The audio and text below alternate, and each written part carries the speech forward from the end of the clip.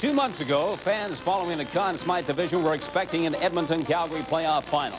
All the signs pointed in that direction. One problem, somebody forgot to tell the Canucks and Kings. Tonight, from the Pacific Coliseum, it's Game 1 in the best-of-7 division final, the LA Kings against the Vancouver Canucks. And if the semifinal was any indication, it should be a duel of the goaltenders, Mario Lessard against Richard Brodeur.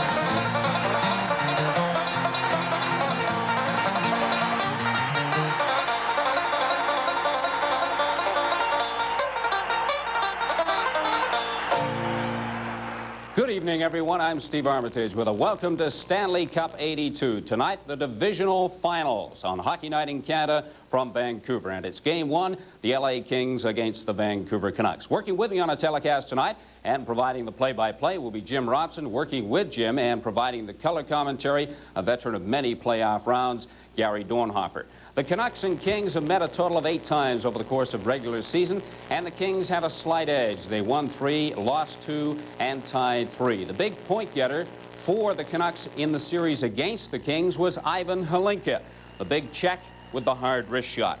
Marcel Dion was high for the Kings in the series. He scored only twice, but he did manage to pick up 8 assists. And containing Dion will certainly have to be Roger Nielsen's top priority for the Vancouver Canucks. Well, we do have lots of other action around the National Hockey League tonight, so let's check the scoreboard for you. And you see that's a final, Boston defeating Les Nordiques. The Rangers are leading the Islanders in the second period, and it's Chicago with a 2-0 lead over St. Louis in the second period. Now, right now, let's go to Boston, the Gardens, and show you the opening game. A very exciting game it was between Les Nordiques and the Boston Bruins in the battle for the Adams division. Les Nordiques actually opened the scoring early in the first period when Michel Goulet breaks through the defense, goes in alone against Moffat, and beats him high. That coming at 4-12. The Bruins even the score when Marion Stasny loses the puck to Middleton, but it's Barry Peterson who beats Dan Bouchard, and it's even at 1. Boston go in front 2-1 at 7:29. Raymond Bourque starts it with a shot from the point. It's blocked in front, and Dave Barr is there to put it behind Bouchard. Quebec come right back. Moose Dupont with a hard shot from just inside the point, and it's Réal Cloutier in the right place to flip in the rebound.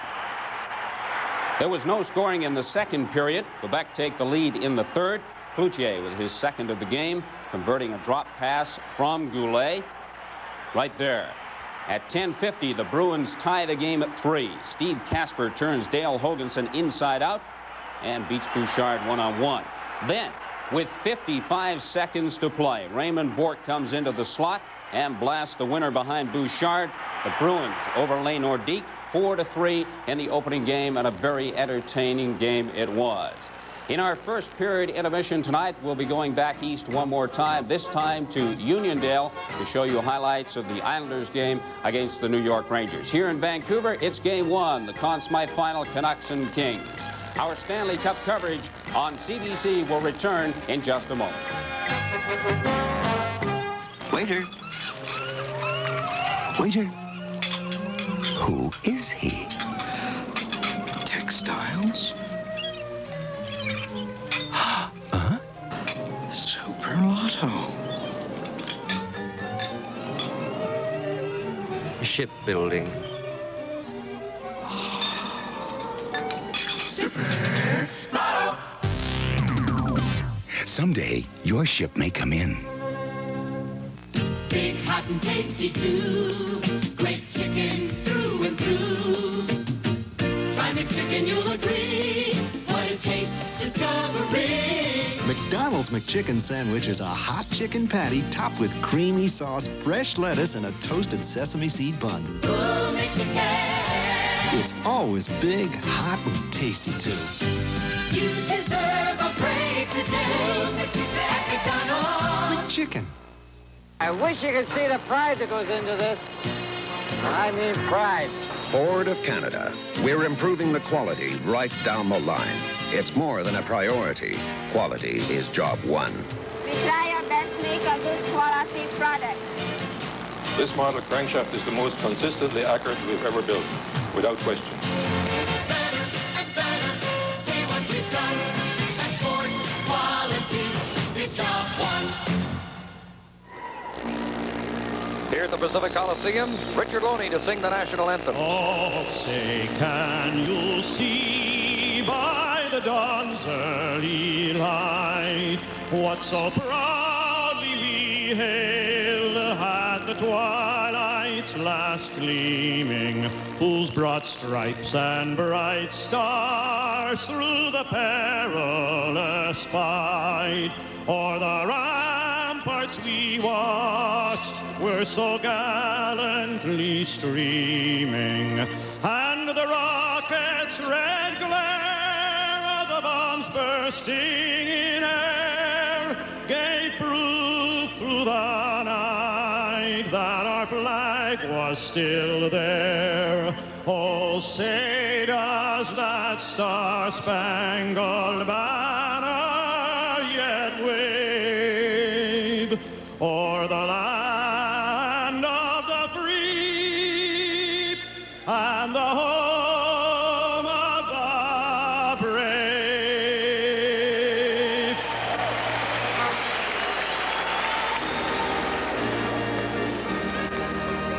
Oh, Canada, our home and native land, true patriot love in all thy sons' command. With glowing hearts we see thee rise, the true north, strong and free. From far and wide, O Canada, we stand on guard for thee. God keep our land glorious and free. O Canada, we stand on guard for thee. O Canada, we stand on guard for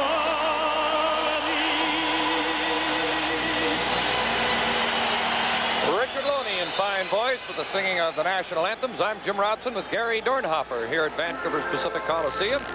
And here are the men in the striped shirts. Andy Van Hellemond, his 10th year as a National Hockey League referee, checking with his goal judges. His linesman tonight, a Ray Scampanello. And Ryan Bozak. There's Mario Lassard, who's been so hot for the Kings in the upset win over the Oilers. And another hot goaltender. In fact, his average of 1.55 is the best in the Stanley Cup playoffs. Richard Brodeur of the Vancouver Canucks. Well, we'll let them crank that siren and get it out of their system. Yeah, they've got it sitting right beside us. That's just wonderful. Jim, this has to be a hitting series. I think the Vancouver Canucks will test LA, determine if there's a fatigue factor. Vancouver, 4 days off. They've had a chance to rest. LA, only 1 day to prepare for this match. Green and Dion, no doubt key players in the series. On the opening face-off, Los Angeles in possession. In the dark road uniforms, the dark purple trimmed in yellow and white. The Canucks in the home yellow uniform trimmed in black and red. Jerry Korab and Dave Lewis as Stan Smeal forechecks Korab off the puck. Harold Step shoots. Good save. The rebound. Loose in front. And Green missed a great chance on the rebound in front as Steps is pushing in the corner with Lewis. They continue to battle as Green centered the puck. Lindgren shoots. It's bouncing in front of Lassard. And there's a penalty called because Lewis tackled Thomas Green, and Dave Lewis will go to the penalty box. From the Pacific Coliseum in Vancouver, this is Stanley Cup 82 on CBC. No matter what we tell you we carry, whenever we say Canadian Tire, you think we've got the biggest names in sporting goods. But when we say Canadian Tire, you think we've got a huge selection of brand name tools and hardware. But we say Canadian Tire and So now, after seeing all this, when I say Canadian Tire, what do you think? Now you got it. There's a lot more to Canadian Tire than tires. As we look at the traffic in front of Mario Lessard, that's something that the Canucks have to do to him. Captain Lewis hauls down Gradine, so the Vancouver Canucks will get the first power play opportunity. Playing the Los Angeles zone, Vancouver's power play has been a problem for them all year. But in the playoffs, they've scored a couple key power play goals against Calgary as the puck is covered up on the boards. Nil and Rhoda trying to dig it out. Now some extra pushing and shoving. Big Chartraw arrives and talks it over to Jim Nill. And there's Rick Chartraw. Chartraw had such a strong series, as did most of the LA King defensemen. They used the body a lot on the Oilers, figuring that was the way to beat them, slow them down, and it certainly paid off that last game. From the left point, that's Lars Molin with a slap shot, deflects wide. Lessard down, covering up the puck in the traffic, and it's really rough at the side of the net. Chartraw high sticking with Darcy Rhoda, and the sticks come up a little bit as the linesmen break it up, and Van Hellemond is guiding away Darcy Rhoda right now, but I don't think he's going to assess additional penalties. Lessard, always a key member. Again, Don Perry had mentioned our success depends on what kind of a series Lessard can have. And of course, Don Perry's been noted for upsets. When he was coach at Saginaw, he took a team that wasn't supposed to go anywhere, ended up winning the championship. So here he is, already one upset under his belt. Again, the face-off in the King zone. Vancouver with a man advantage. A shot from the left point by Moline. Boulder, shot wide. Boulder put it in front. Rhoda from the side, centering it. Loose puck. They're hammering at it. Lessard's got it in a pileup. Everything but put it in the net. Jim, you said the Canucks had a bad power play. Well, they're showing something tonight. It's a lot of hard work, good mucking in the corners, and Lessard has been kept awfully busy. Oh, boy, you have to capitalize on those chances. A good shot right in front of the net by Bolerav, just couldn't tuck it home.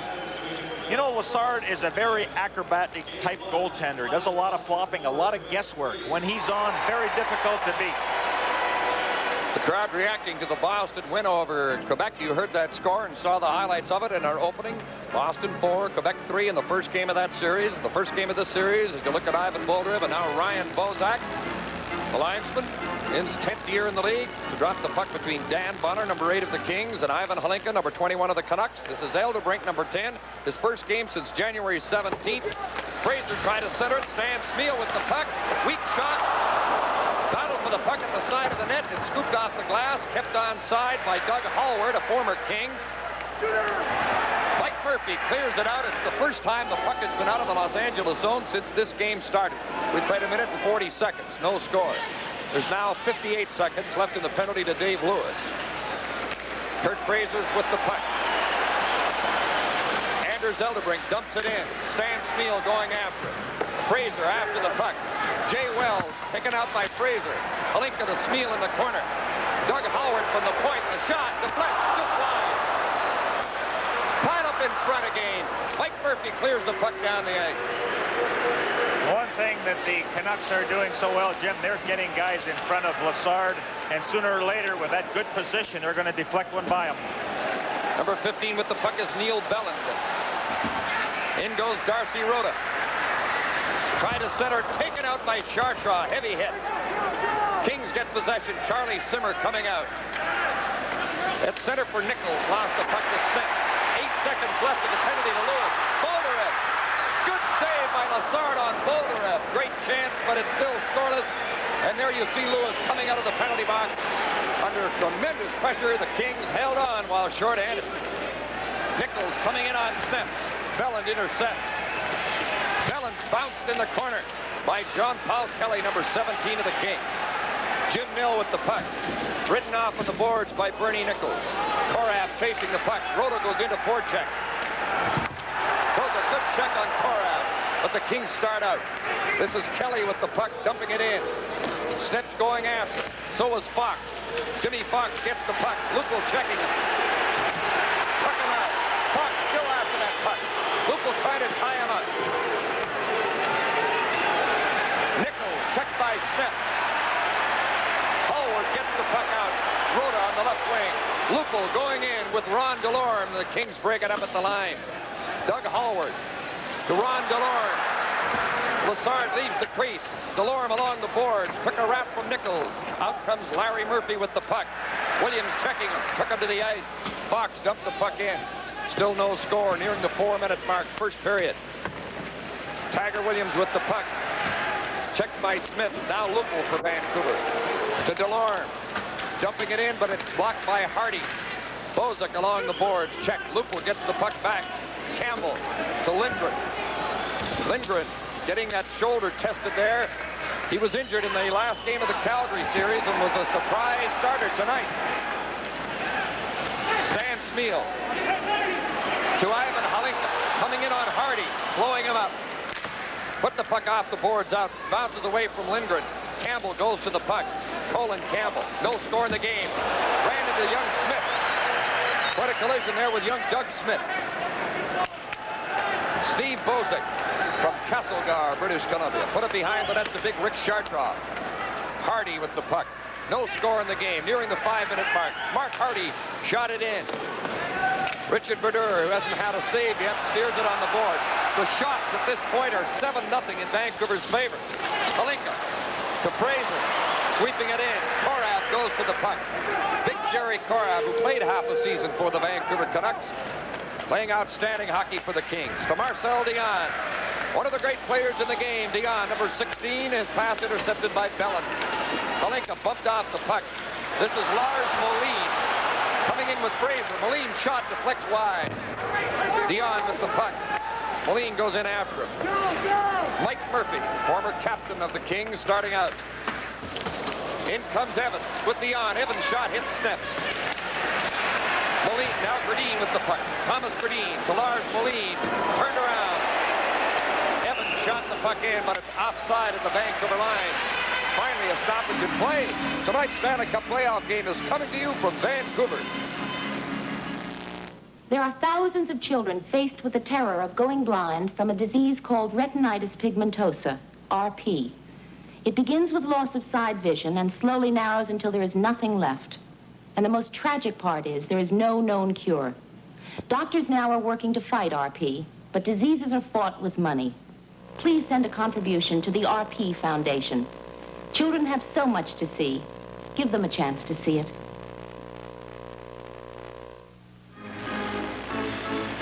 Well, there's the opening game of the series between the Hawks and the Blues, and a 2-2 tie. Higgins and Hutchison have scored for Chicago. Clausen and Babbage for the Blues, who had a 2-0 lead at one stage. It's 2-2 there. Harold Steps bumped by Mike Murphy. Puck slides in the Los Angeles zone. Icing is waved off, so Lassard plays the puck for Wells. Gradin moves in to check Wells. In goes Crawford for Vancouver. Banked it around on the boards. Darrell Evans is number 15, and what a great playoff he's having. 10 points against Edmonton in 5 games. He was squeezed out on the boards by Moline. Mike Murphy doing some good work in the corner on Belland. Puck still in the Vancouver zone. Wells trying to dig it out on the boards, getting control. Bounces to Gradin, to Moline, to Crawford. The rookie from Cornwall dumping the puck in. Vancouver make a line change. Crawford throws a check as he wrapped Evans. A good solid body check, but the Kings come out. Taylor shooting the puck in. Brodeur still hasn't made a save. The shots are 7-0 and the score is 0-0. 6.5 minutes gone. First period is Charlie Simmer centered the puck and it's steered away by Lindgren. There was a close call. Jim Nill has the puck coming in on Chartroff. Nill to the slot. Couldn't get the shot. Dan Bonner dumped the puck out.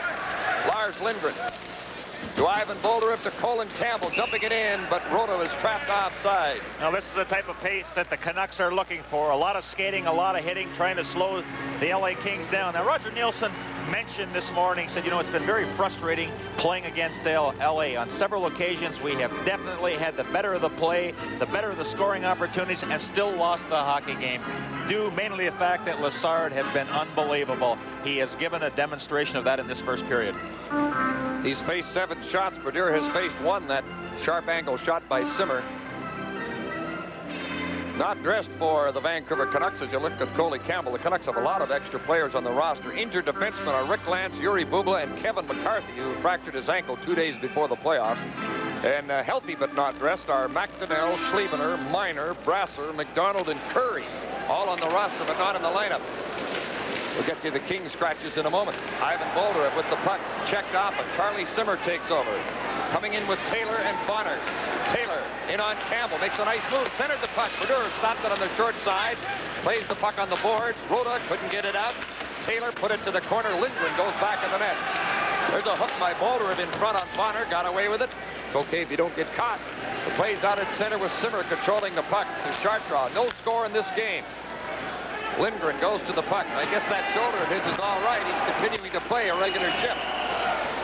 Darcy Rhoda's pass blocked by Nichols. Battle for the puck, and Rhoda comes up with it again. Darcy Rhoda put it off the boards. Right to Mark Hardy. Lupel watching him. Flipped in by Delorme, who's bumped by Kelly. A couple of hard-nosed wingers. Mark Hardy is number 20 back at his own goal. 8 minutes gone. First period, no score. Delorme waits for his mates to get onside. A long shot off the target. Jimmy Fox has the puck. Lupel checked it. Williams helping out. Puck bounces to Kelly on the left wing. John Paul Kelly slapped it in. Brodeur had a big shot come off those pads. Delorme gets the puck out. Williams to Lupel. 2-on-1. Gary Lupel. Right in. Shot. Lassard made the save. Steps back in the net. Checked off the puck by Cora. Cora falls on the puck. Close call, but it's still scoreless. This is Hockey Night in Canada from the Pacific Coliseum in Vancouver.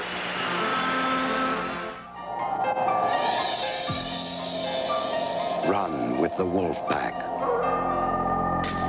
The 1982 Evinrude Wolfpack. Outboard power that ranges far and wide, from the gentle 2-horsepower Cub to the wild, big 235 Silver Wolf. Evinrude, first with many outboard innovations, providing compact, quiet, fuel-efficient power for 1982. Run with Evinrude. First in outboards. Available now at your Evinrude dealer. Well, Lassard again made an outstanding save. That was actually, Jim, the first break of the game where we had a 2-on-1 with the LA making that defensive mistake. But you get right down to the point that we talked about, goaltending. Lassard robbed Gary Lupel, who had Williams with him on a 2-on-1. And now Hopkins comes out for the Kings. Steve Bozick is number 26 going in offside on the play as Hopkins and Sneps have a little discussion along the boards. There's been some good body checking, Gary, but the sticks are down. It hasn't been unusually rough. No, we expected the hitting, but let's have a look again as Lupel has that good scoring opportunity, and then Sneps tries to follow in for the rebound. There's a choice you make. You slide it over, you let the shot go. Now, Lupel really went beyond an area where he had a good shot on net. He was trying to go for that far corner, but perhaps if he would have shot it sooner, would have had more angle. But that's why he's down there and we're up here. 8:37 played in the first period, no score. Jerry Cora banks it around on the boards for Hopkins. Tied up by Halinka. Joined on the boards by Fraser. Fraser centering the puck. Halinka from the corner. Pushed off the puck at center. Just missed Fraser in front. Steve Bozick with the puck coming in on Harold Sneps. Drop pass. Smith or shoots, and a good save for Richard Brodeur on Doug Smith. There's the first good chance for the Kings. No score in the game. Ivan Halinka with the puck. To Kurt Fraser, missing the pass. Korab takes over. To Lewis. Dave Lewis flipping it in. It bounces off. Doug Hallward turning with the puck. Hallward flipped it in. Although Halinka was waiting for the pass, it didn't come. 9.5 minutes gone. First period, no score. Larry Murphy rushing for the Kings. Gurdine goes to the puck. Now Los Angeles change on the fly. Thomas Gurdine watched by Mike Murphy, bumping him near the corner as the pass tipped off Moline's stick. Moline has the puck again. Lars Moline. The shot deflects high as Wells reached in to deflect it up into the seats as Crawford and Larry Murphy have a little exchange away from the play.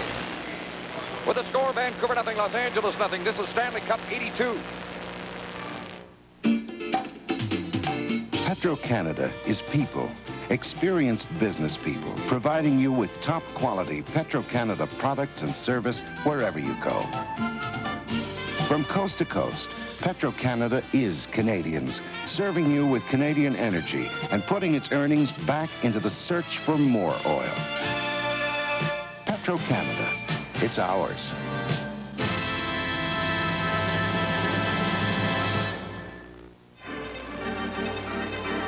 Face-off is in Los Angeles territory in a scoreless game halfway through the first period as Marcel Dion talks to his teammates as he moves into face-off against Thomas Bradeen. Bradeen wins the draw, back to Campbell. Slap the puck, it bounces to the corner as Crawford goes in after it, throws a check on Larry Murphy. Mike Murphy is number 7 with the puck. Coming out with Dion on the left wing, number 15 Evans. As in they come at the Vancouver line. Play broken up. Mark Crawford has the puck. He was the captain of the Memorial Cup champions last year in Cornwall. Colin Campbell, slap shot, kicked out by Lassard, and here comes Dion. Quick break, 2-on-1. He's got Evans with him. Dion, kicked just wide on a 2-on-1 for the Kings, and that's their first 2-on-1 break in the game. No score, 8, make it 10.5 minutes gone, first period. What do you think so far, Gary? Excellent played hockey game. Both teams working, you know, a lot of enthusiasm and desire out there. That's what the playoffs are all about. Dave Taylor with the puck. Got away from Crawford's check. Got away from Bradeen. Lost his stick on the play. Kicked the puck in. Charlie Simmers slowed up by Belland. Dan Bonner racing after the puck. Tiger Williams takes over. DeLore misses a check, gets the puck to Lupel. They're not booing here, they're saying Loop as Gary Lupel, number 7, picks up the puck. Now Sneps takes over. To Tiger Williams, to Gary Lupel. Lassard scoops the puck away from Lupel. Fox took a hit from Williams. Lupel with the puck to DeLorme, couldn't reach it. Charlie Simmer as 3 Kings come out there 3-on-2. The pass for Jimmy Fox. Turning in the corner is Jimmy Fox. Sneps tying him up. In goes Lewis. Sneps put it in the corner. That's Dan Bonner putting it back of the net. DeLorme goes after it. Kelly bumps him. Lupel goes to the loose puck. Dangerous pass. Came outside the Vancouver zone. A good break for Lupel and the Canucks there. It may have been intercepted. Sneps knocking it down. It's kept in. It's a chance in front for Kelly. Stand up. J.P. Kelly in the clear. Well, the finesse left him there, Gary. He's just shaking his head as he's skating to the bench, but what an opportunity as the puck was kept in the Vancouver zone and everybody from Vancouver was heading out. And J.P. Kelly all alone. In fact, he had a teammate with him. Let's watch the interception as Korab keeps it in. And Kelly takes that eye off the puck, lifts it up, follows through nicely, but left the puck behind. You saw Nichols just to the left. Had he been able to slide that over, the LA Kings could have got one on the board. John Paul Kelly still looking for his first Stanley Cup playoff goal. He played in playoffs last year and this year. Hard-nosed youngster, played for the New Westminster Bruins from Lloydminster, and he'll still be shaking his head about that one while sitting on the bench for a while. Again, the face-off in the Vancouver zone. Jim, it's interesting when we look at the way the lines are set up for the Kings. They have a grinder on every line. See, they've broken up the $1 million line. They've got Bonner playing with Simmer and Taylor, so Taylor's a muscle there. And they got Kelly playing with Nichols and Fox. He does the work in the corners, and then Hopkins on the other line. So every line has somebody that mucks and is willing to work in those corners. I think you could probably say the same thing about the Vancouver forward lines. They all have that type of balance as well. It's very evenly matched teams, and that's the kind of a series we're expecting. Hockey Night in Canada will continue in a moment. Meet the newest member of the successful Lynx family of exceptionally fuel-efficient, fun-to-drive cars. The all-new 5-door Mercury Lynx with front-wheel drive and 4-wheel fully independent suspension in a world-class car of outstanding quality. The all-new 5-door Lynx proves you don't have to import quality. That is Jim Nill, who's just picked up a penalty just after the play had stopped. There was a little exchange. It looked like Nill and Bozek, I think, were involved, and here comes Nill into the picture here now. He knocked Kelly Or Hopkins, or I guess Hopkins rather, right, knocked him right on the seat of his pants. And this is a situation with LA being very strong on the power play. They've scored 9 power play goals in 26 chances. Vancouver, I would think, have to be very careful in the type of penalties they take. Make sure if you take one, it's a good one. The Rangers leading the Islanders 5-4 in the third period in the first game of their series, and that's the Battle of New York. And what a series they'll have there for sure. The Blues have regained the lead over the Hawks, 3-2 for St. Louis. That's in St. Louis. Earlier, Boston beat Quebec 4-3 on a last-minute goal by Ray Borton. Now the Kings with a man advantage. This game scoreless. That's the guy you have to keep your eye on, number 15, Evans. Handles the puck so well, he really sets up a lot of good plays. Watch his wrist shot. It's dynamite. Korab with the puck. We'll get you the others on the Kings power play as they move in. Sneps knocked the puck down. It slides to Brodeur, who covers it up. Now others on the power play. On the points, number 4, Jerry Korab. Number 15, Darrell Evans. Up front, they've got number 26, Steve Bozic. And number 7, Mike Murphy. On the wings with Marcel Dion at center ice. And Richard Brodeur will be tested here. In the Edmonton series, the Kings win a lot with having Dion and Evans back on the point. Use 2 forwards in that power play setup. But tonight, they've got Korab back there as a lone defenseman. Korab with a big, heavy shot from the point. Might get a chance to get it away in this situation with the Kings setting up in the Vancouver zone. Evans shot. Brodeur stopped it. Rebound bouncing off the goalpost.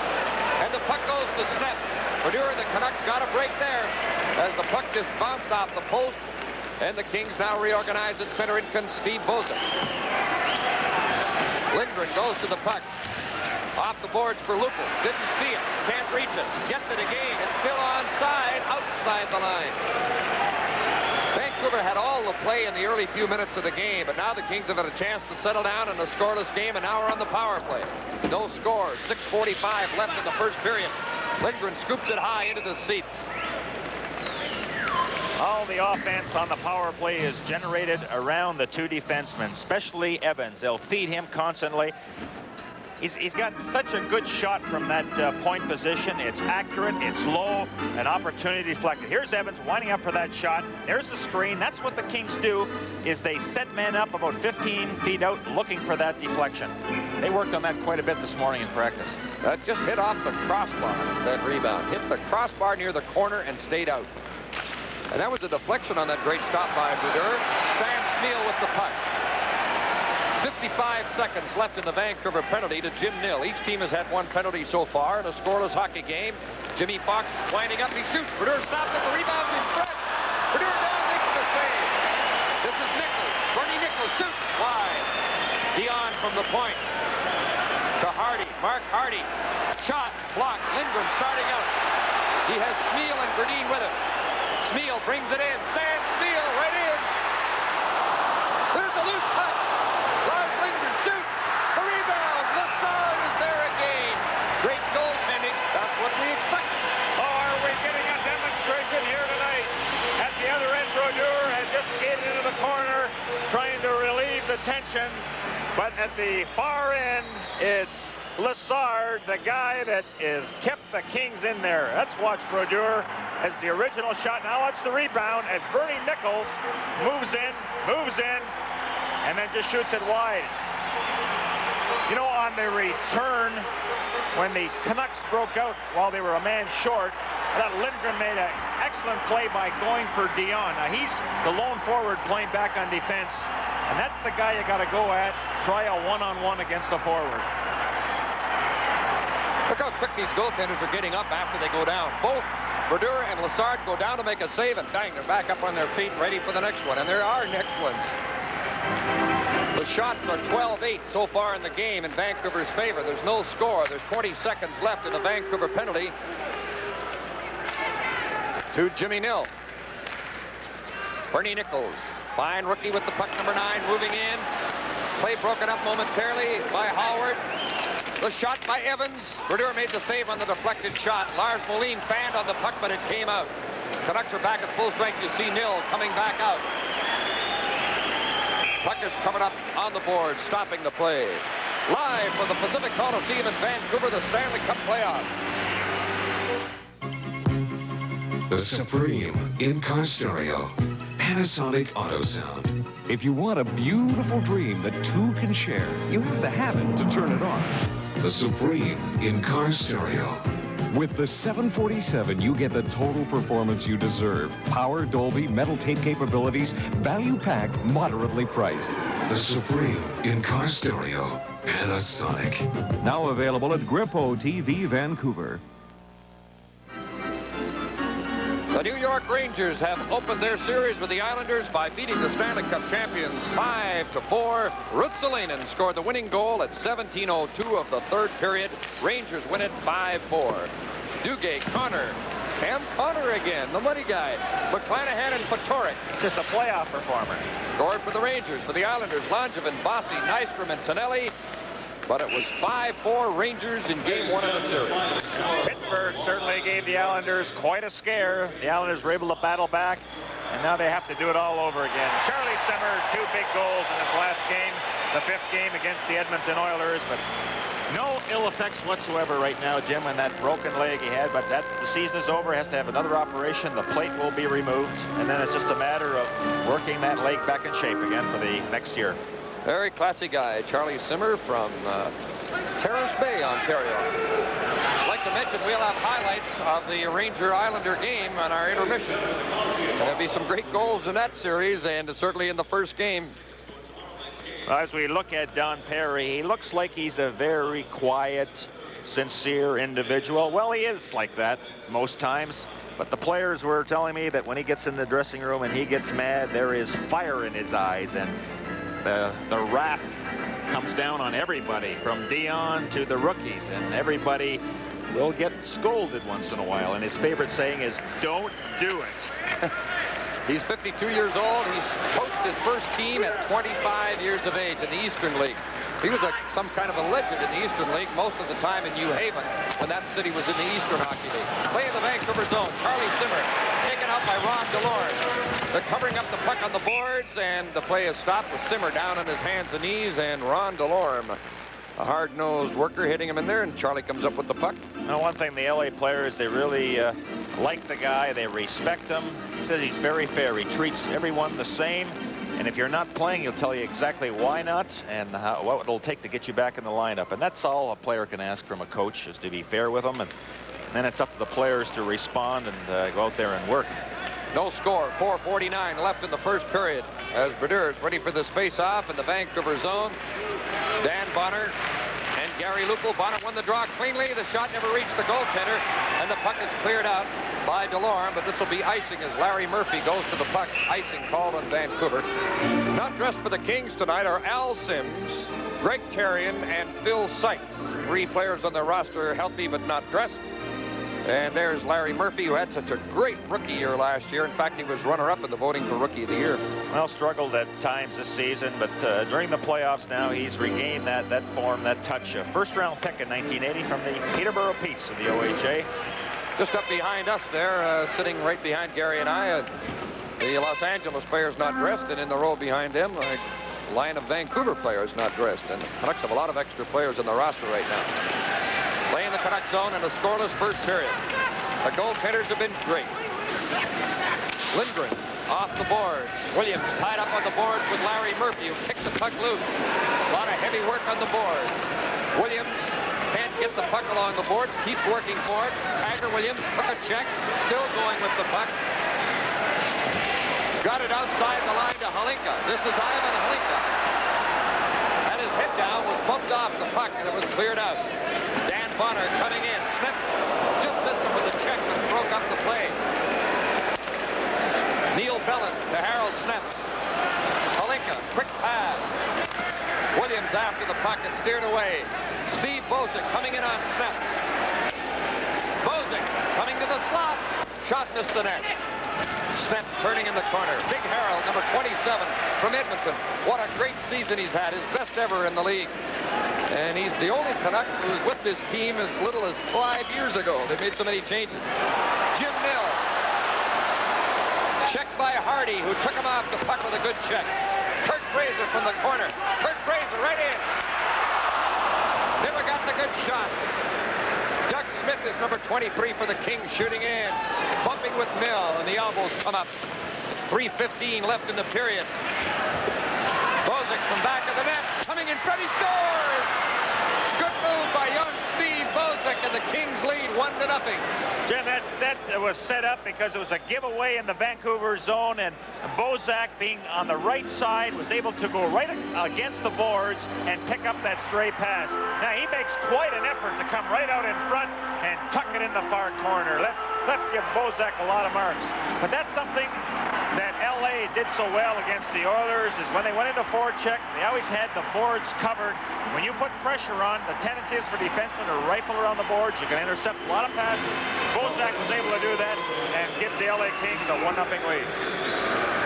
Great individual effort by Bozak, an unassisted goal at 16:51. This Stanley Cup playoff game is coming to you from Vancouver. Introducing a long-lasting nasal spray. Watch. Vancouver Airport. Tim Duffy's nose is clogged. He uses a brand new nasal spray. Tristan long-lasting mist. 1 minute later, Tim's breathing better already. Calgary, breathing clear. Winnipeg, sleeping easy. Montreal, still breathing clear. New Tristan, long-lasting mist. Son of a gun. I never would have believed it. Thomas Gradine, who's wearing an eye shield after a couple of facial injuries in a lot of stages of the season, facing off against Dion. Lindgren with the puck.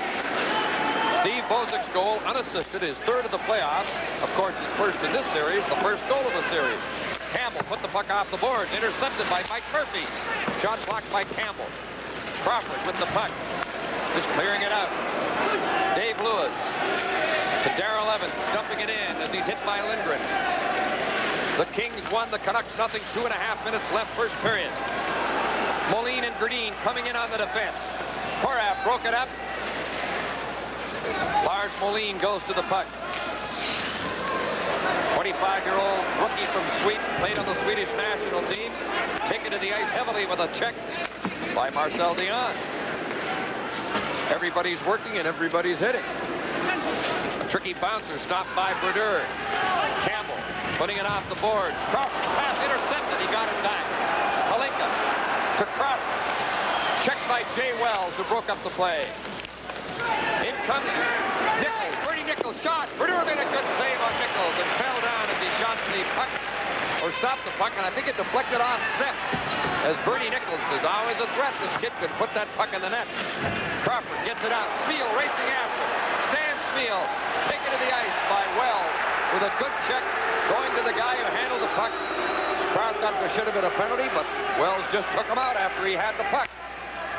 Kings coming out, 1.5 minutes left of the period. Fox and Snett racing after the puck. There's the collision. You knew it was coming. Another battle back of the net. Snett gets the puck. 1:20 left in the period. Palinka coming out with Smeal and Rhoda. Palinka to Smeal, but they're offside. They got to hand it to that Fox. You know, he had a few strides on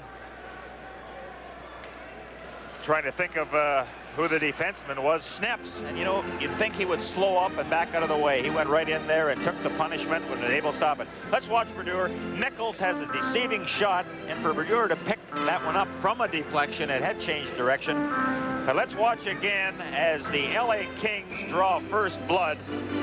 A neat little play by Bozak as he comes right out of the corner, beats Mellant, and stuffs it by Brodeur for a 1-0 lead. LA seems to have got over their nervousness at the beginning. They're controlling the puck for the last 7-8 minutes now. The shots are now 12-12. At one stage, it was 7-0 for Vancouver as they blitzed the Kings in the first few minutes, especially on an early power play where they had 4 shots on goal. But the Kings had 5 shots on their power play, although Bozak's goal was while the teams were at full strength. Jimmy Fox, quite a junior star in Ottawa. He was a great goal scorer in the OHA. And another first-round pick in 1980. You know, and just a move like that, going into the corner first, not shying away. We call that blowing snow. All hockey players know what that means. But he challenged Sneps, went in there, and was able to touch the puck to prevent an icing. Gives everybody a lift on the bench when you see that. 49 seconds left in the period. Lupel from the inboards. Taken to the ice. Jerry Korab is going to get the penalty. Korab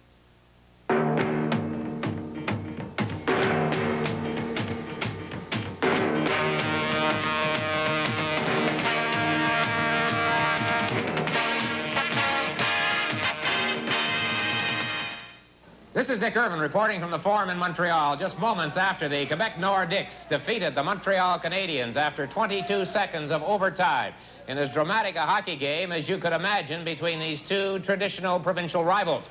The ending was certainly sudden. They talk about sudden death. It was sudden, and it was death for the Canadiens. A traffic jam inside the Quebec blue line. The Nordiques break away. Hunter and Cloutier. Hunter over to Cloutier. He swings around the side. The puck comes off his stick to Dale Hunter, who slips it underneath the pads of a scrambling Rick Wamsley. And very dramatically, the Nordiques had shocked the Canadiens, and a big upset had been completed. Dale Hunter, the winning goal, and the Nordiques win it, and here he is, very calm, cool, and collected. Tell me about it. You raised your stick before Harris gave the signal. Obviously, you saw the puck in the net. Oh, yeah. He was on behind the net, and the goalie had his pads right against the back of the net, and the puck was in front of it, huh? So it was behind, it was over the line. The puck was in front of his pads, and he was back further than the net, and so he didn't see it right away, and then he came around to the side, and that's when he seen it, and he signaled. Dale, very quickly, the Canadiens scored twice late to tie it. The feeling of the team heading into overtime. We figure, they were favorites to beat us, and we were glad to just get down to one goal for the series, and we happened to win. If they were so much favorites to win, we say, well, we're going into overtime now with one goal. Anything can happen. That's right, and it did, and you were the reason. Congratulations. Thank you. Dale Hunter of the Quebec Nordiques. This is Dick Irvin reporting on the Canadian Nordiques final game. The underdog Los Angeles Kings upset the Oilers in the Smythe Division semifinal right in Edmonton in Game 5. A big story, the goaltending of Mario Lessard, but the Kings also had enough offense to get by the Oilers in the early going. It was 3-2 after one period of play, and then Darrell Evans made the move to set up Los Angeles' fourth goal as he fed Marcel Dion. Dion clicked on his fourth of the playoffs for a 4-2 Los Angeles lead. The Kings' fifth goal on another Oiler mistake. Charlie Huddy coughed it up in his own zone, and Bernie Nichols went in all alone, and the Kings out in front 5-2. The sixth goal for Los Angeles, the third of the second period, came at the 15-minute mark as Chartrand and Zimmer set up Dan Bonner, and that made it 6-2. It was really over for the Oilers at that stage. Big saves by Mario Lessard, highlighting the victory for the Los Angeles Kings. And Mario made saves like that all evening long. The final score, Los Angeles 7 and Edmonton 4. Mario, what changed the series around as far as you were concerned? I think, like in the first game, we were down 4-1 after 10 minutes, something like that. And we came back and we put 4-3. And after the second period, we took the lead. And in the third period, we won the game 10-8, empty net. But I think the first game is a big difference.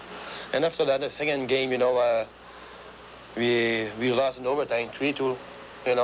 We played pretty good, and Willis also. But I think right there, we knew we had a good chance to beat them. And after that, we came back at home. We were losing 5-0, and miracles came up, and we tied the game in the third period 5-5, and we won in overtime, and we won it. And we lost last night game at 3-2, and then we come back today, and like for us was not really that much pressure on our shoulder. It was more pressure for the Whalers because they finished first in the standing, all that. They beat us all year like 10-4, 11-2, 7-3, and only at the end, the score was close. A quick thought about the Vancouver Canucks in the next round. Oh, I think it will be a very tough series against Vancouver. All year round, was a rough game against them.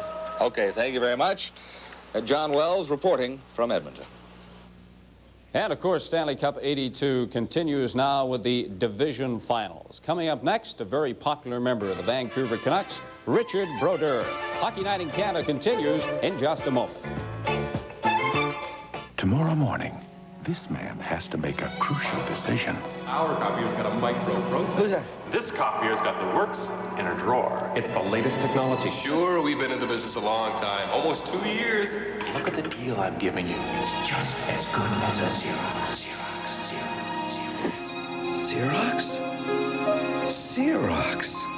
When you've heard all the stories, remember, Xerox. Nobody ever went wrong being fussy and stingy. Everywhere, people are discovering the variety of Amway quality products without going shopping. My laundry looks great with Amway SA8. Nutrilite food bars by Amway get me through the morning. Artistry Cosmetics and Jewelry by Amway get me through the evening. Amway has it all. Shop the world of Amway, so easy to do. The Energizer.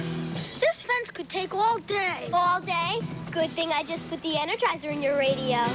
Of all leading brands, nothing outlasts the Energizer from Eveready.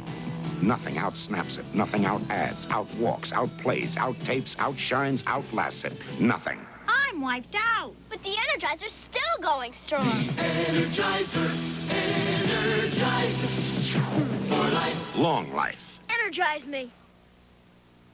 You don't have to put up with hotel excuses like the maid, the TV man, or the plumber is gone for the day, because Holiday Inn gives you this no excuses guarantee in writing. Everything in your room will be right, or we'll make it right. No excuses, or that night you stay free. Now, what other hotel chain gives you that guarantee? So let us take care of you. Holiday Inn gives you a guarantee, not excuses.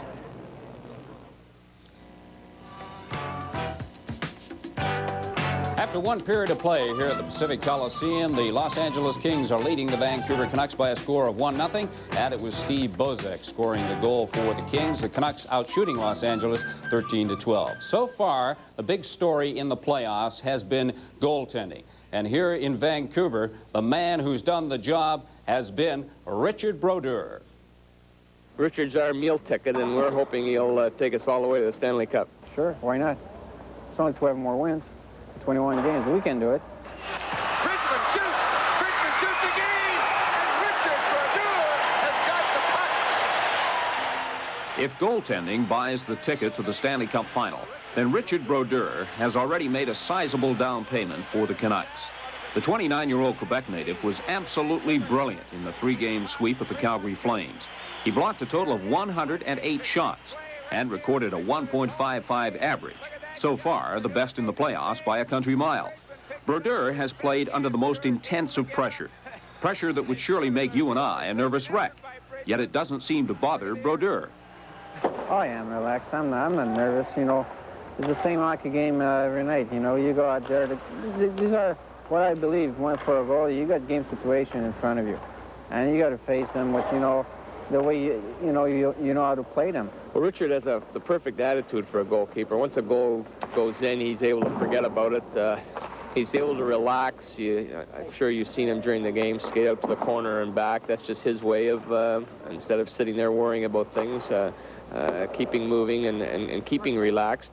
And he's standing up. You can't be great every night, but you can do your job. You know, sure, you may not come up with 3 or 4 miracles to save every night, but if you do your job every night, you know, making the good saves and the routine saves and makes everything in your possibility, well, on the long run, it's going to pay off. That's what I believe in. So I try to do my best every night.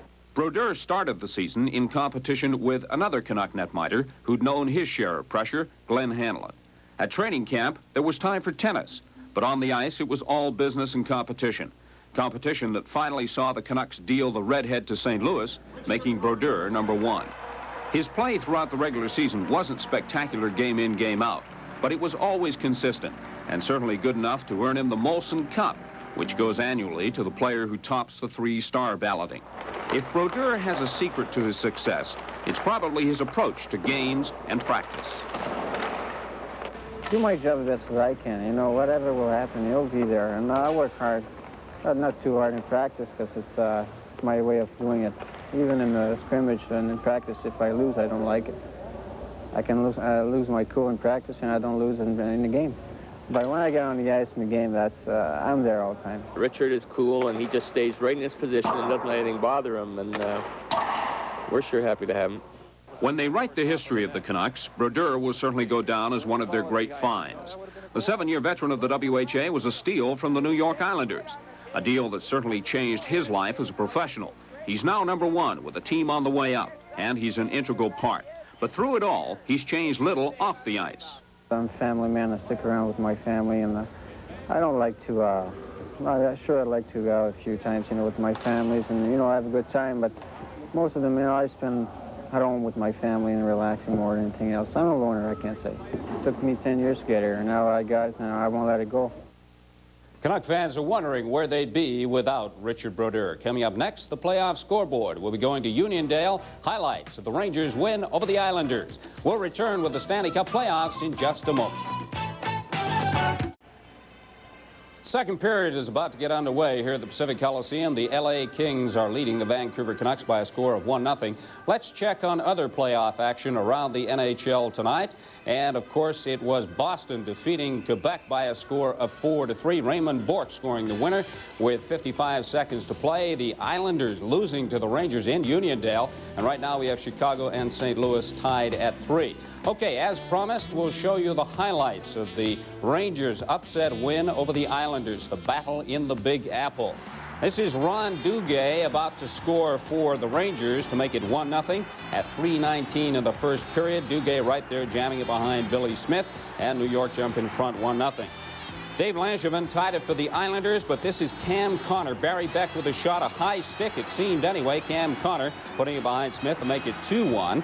And then Mike Bossy jams it in, and it's tied at 2. And then the Islanders, Mr. Clutch, Bob Nystrom. Tonelli banging away at it, but it's Nystrom that scores. That makes it 3-2 Islanders. The Rangers, McClanahan will score now. He steals the puck and fires from the slot, beating Billy Smith. That ties it at 3. And then in the second period, Robbie Fatorik right here, a big finesse move right there to make it 4-3 Rangers. In the third, it was John Tonelli tying it up. And then Ruotsalainen fired the winner for the Rangers, 5-4. Now let's go up to Jim. Thank you, Steve. I'm Jim Robson with Gary Dornhofer, and play underway here in the second period now with the Kings leading 1-0 as the second period has just started. Steve Bozek has scored the only goal of the game. Vancouver's on a power play. Jerry Korab is in the penalty box, and now there's 56 seconds left in his minor penalty. Thomas Gradin shot from the point is blocked. Mike Murphy trying to get loose. Hallward trying to cut him off. The pass is missed, and the puck slides to the line. Not out. Wells kept it in, and Brodeur had to make a save. And a close call there as Mike Murphy couldn't quite get away from Gradin. Otherwise, he had been all alone for a breakaway. In goes Thomas Gradin. Centering it. Gradin from the corner. Hallward to Gradin. Try to center it. Hallward outside the line. 20 seconds left in the penalty to Jerry Korab. Steve Bozek unassisted, 16:51 of the first period. The only goal so far with the Kings leading 1-0. And the Canucks can't get this power play going. And they're getting excellent penalty killing, the Kings, as they've sent out some fresh troops from the bench with only 2 seconds left. There you see Korab checking the clock, and now he's back on. As the off-ice officials working at the penalty box from Winnipeg sent him out on the ice, and the Kings successfully kill that penalty. And really, Vancouver didn't get much pressure on while enjoying the man advantage. Jim Nill to Harrow Snaps. To Kurt Fraser, bumped off the puck by Bernie Nichols. It's back in the Vancouver zone. That's Doug Hallward, formerly with the Bruins and the Kings. Starting out with the puck. Just cleared it out. Korab on defense with Lewis as Lewis passes up the middle. Smith shooting it in. Bozek racing in against Doug Hallward. Ivan Boldyrev missed the puck. Brodeur puts it to the corner. Bozek's shot went high. Canucks a little loose in their own zone. Boldyrev stick handling out. Has Nill on his right. Fraser behind him. Boldyrev shot right on.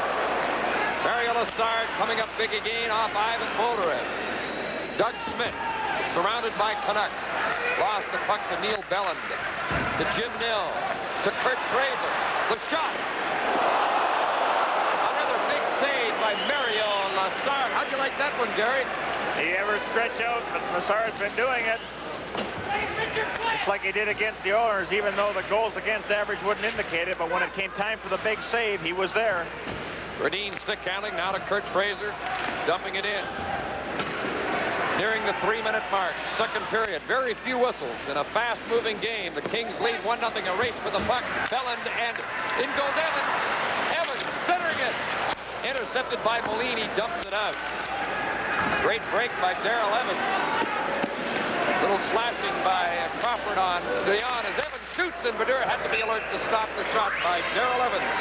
From the Pacific Coliseum in Vancouver, this is Stanley Cup 82 on CBC. I've got a story for all you people who use MasterCard just to go shopping. I used it for my moving expenses. I got a new tire in Laval, a tow in Pembroke, and a battery in North Bay. I even got a cash advance when I ran short in Sudbury. And now that that's over with, I'll have a record of this unforgettable trip when I get my MasterCard statement. It's not like I use it every day, but I'm sure glad I had it on this trip. MasterCard. Such an intelligent way to cope. Thank you, MasterCard. Steve Bozick has scored the only goal. I'm Jim Robson with Gary Dornhofer and Steve Armitage here at the Pacific Coliseum in Vancouver. The Kings and the Canucks starting a best-of-7 series for the Smythe Division title, and Los Angeles strike first with an early goal. Actually, at 16:51 of the first period, after Vancouver had a big edge in the early stages of the opening period. The shots so far in the game are 15-14 in Vancouver's favor, but Mario Lessard has been great. Campbell shooting the puck in. Lessard playing it at the side of the net for Dion. Crawford goes in after him. Puck went around in the boards to Mike Murphy. He gets it out and down the ice. Lars Lindgren going after the puck. Icing called in Los Angeles. Now, Jim, we had mentioned before that Mario Lessard, a real acrobatic performer. He will sprawl, he'll go down, he'll make dazzling save after dazzling save. I think a lot of times he will make the save, which looks routine. But I think he does that to inspire his teammates, especially at home. That's the way he gets the crowd revved up in LA with those scintillating saves. And the crowd responds, the players respond. LA keeps winning hockey games. He's 27 years old, from East Broughton, Quebec, one of 12 in the Lessard family, and I bet they're all proud of him. Jay Wells is number 24 for the Kings. Harold Snetz gets the puck, watched by Jimmy Fox. Darcy Rona to Ivan Halinka. He's checked off the puck by Larry Murphy. Wells put it on the boards for Kelly. Rota ran at him, and the puck goes to Snetz. Just past the 4-minute mark, second period, 1-0 Los Angeles. Ivan Halinka rushing in on Wells, who took him off the puck. Good work by Wells. Halinka ties him up near the corner. Puck is still in play. Now it's frozen to stop the play. One thing that the Canucks have to do is when the shot is directed at Lessard, is that second man has to be going for that net. Even now, they seem to be hanging back, waiting for that puck carrier to penetrate the zone, not really having that second man trying for that rebound. Lessard does give up rebounds. 4 minutes, 14 seconds gone in the second period. There from the Checker Dome, the Chicago Blackhawks have regained the lead, 4-3. Tom Lysiak scoring the go-ahead goal. Higgins, Hutchison, Savard, and Lysiak have scored for Chicago. Clausen, Babich, and Crombeen from St. Louis in a seesaw battle to get the early lead as you look at the Kings crest in the face-off in their zone. Jim, that first period where the Canucks gave up 12 shots, that's not their style. They have to have a much closer checking game. They don't want to get in a shootout with LA because LA certainly has the better snipers. Lupul and Bonner, two junior rivals in the West. Lupul played for Victoria, Bonner for Brandon, and the Canucks now in possession in their own zone. Lindgren's pass slides into King territory. Williams, Wells after the puck. Wells got to it. Icing called on Vancouver, and the crowd didn't agree with the call. And there's Jay Wells. Before you talk about him, Gary, I'd like to pass along a special hello at this time to all hospital patients and shut-ins, fans who can't get out to hockey games but enjoy the sport and enjoy hockey night in Canada. A special hello to the shut-ins tonight. Well, Jay Wells, a first-round pick in '79, a big guy, 6'1", 205 pounds, only 21 years old. He likes to play it rough and tough. One of the many LA Kings that will clear the front of that net. Chartron, Korev also do excellent work. They're going with 6 defensemen, and they've been very effective. Vancouver basically have gone with 4 in the series. In the playoffs, that is thus far, although tonight they've dressed 6. Anders Eldebrink's first action in 3 months. He's only played briefly in the first period. Basically, with Campbell, Lindgren, Snetz, Bellin, and Hallward tonight, 5 of them. Icing waved off this time. Delorme goes into forecheck Wells. Wells keeps going, lost the puck. Brandon Williams hit him high. Lupul shot, and the puck was blocked in front as Lupul let that quick shot go. Dave Taylor in on Lindgren, who broke up the play. A check on the boards by Delorme. Taylor with the puck, centering it. Campbell is covering the front of the net. Delorme with the puck to Gary Lupul. Coming in with Williams. And the play was broken up, and Wells, with an excellent shift, just wrapped Lupul after he'd passed off the puck. Icing called in Los Angeles. Tonight's Stanley Cup playoff game is coming to you from Vancouver. Now, Braun challenges your face with the perfect trial offer. Test the world's #1 foil head shaver on your face for 30 days. If you think anything else comes close to Braun, we'll give you back your money. Braun with 30 double-tempered steel blades with a micro-thin flexible foil and a 3-year limited warranty. Braun designed by perfectionists for perfectionists. Agree in 30 days or your money back from Braun.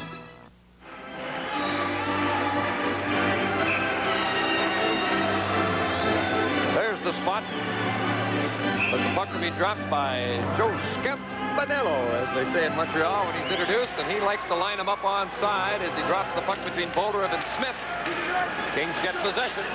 Dave Lewis passing it up on the left wing as it's brought out by Steve Bozic, the goal scorer in this 1-0 game. Behind the play, Fraser squaring off with Lewis. Lewis is smart here. He doesn't want to frighten Kurt Fraser. He's not going to take on Fraser. Just let him take a penalty here. Fraser's going to go to the penalty box. I don't know if Lewis is or not. Yeah, they're both going to get him, Jim. Can't blame him for not challenging Fraser in that toe-to-toe situation. There's a little extra pushing and shoving going on the ice. Errol Snep's involved with Hopkins. They had a first period verbal exchange, and there they are, nose to nose. Hopkins and Snep's testing each other out a little bit. The penalties are going to be to Dave Lewis and Kurt Fraser. This is Hockey Night in Canada from the Pacific Coliseum in Vancouver.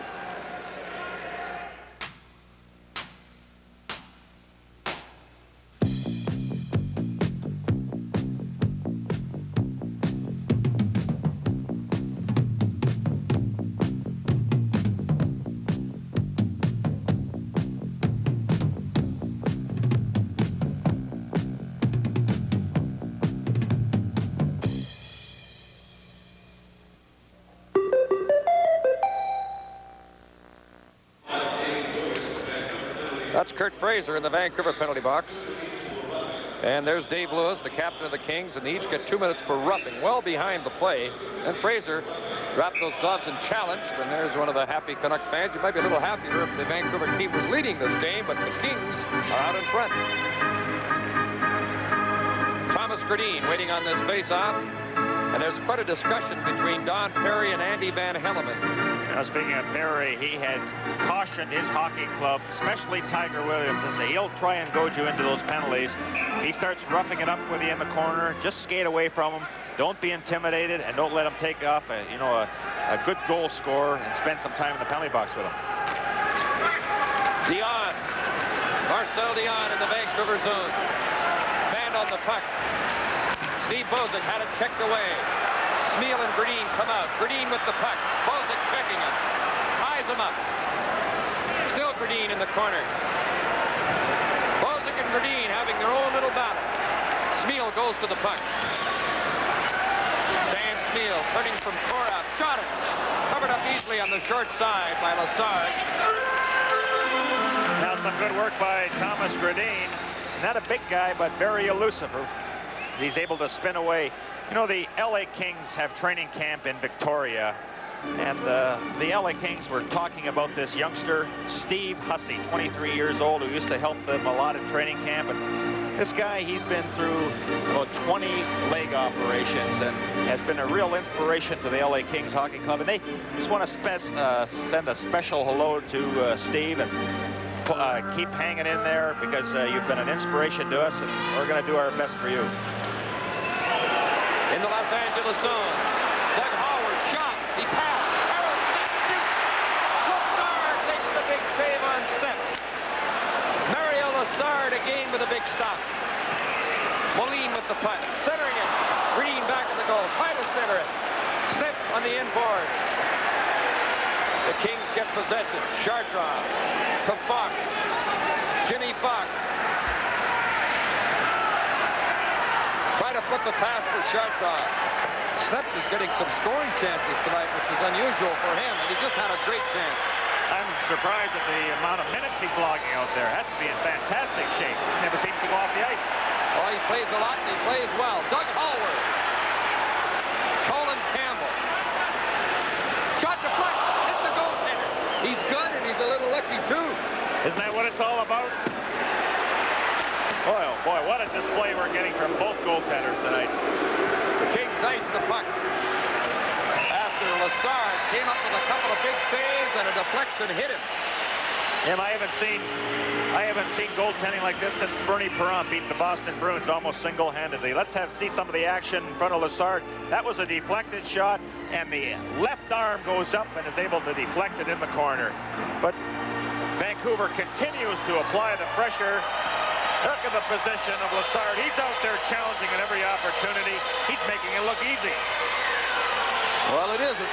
You know, there's going to come a time when the Canucks are going to get a little frustrated with all these chances. And this is what I like to hear, the enthusiasm of the crowd. They're trying to get their players to even apply more pressure. 27 seconds left in the penalties to Lewis and Fraser. The score is 1-0 for Los Angeles. Steve Bozek scoring the goal. Colin Campbell to Jim Nill. A shot caught by Mario Lassard, who's been quite a story in the early stages. Evans rolling the puck in as he's tied up at the blue line, and the play is called for an offside. And this Darrell Evans, a youngster who has come up from New Haven late in the season, number 15. He's a threat every time he's going in over that blue line. I mentioned before, we thought he had played third base for the Atlanta Braves. What's he doing playing hockey? Well, he's a youngster who's 21 years of age. He's from Toronto. Played most of this year in the American League, and that's where Don Perry was coaching. And when he got the chance to, I'm sure, suggest they bring Evans up, they did, and he's played very well. Plays with a lot of poise. That's one of the reasons he's out in that power play whenever the Kings get the chance. Wells to Larry Murphy. The penalty's over now as Fraser is back on, so is Dave Lewis. In goes Dave Taylor, centering it.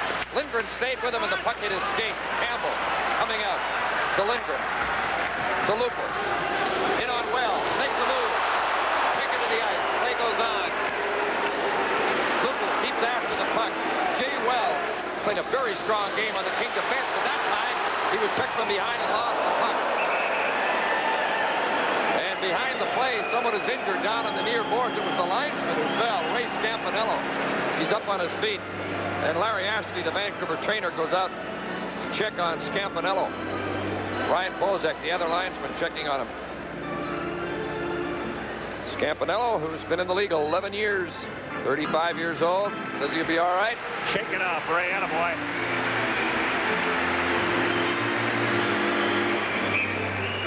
Nearing the 8-minute mark, second period, as the crowd looks on, wondering when the Vancouver Canucks are going to get the puck behind Mario Lassard. The Blues have tied it up.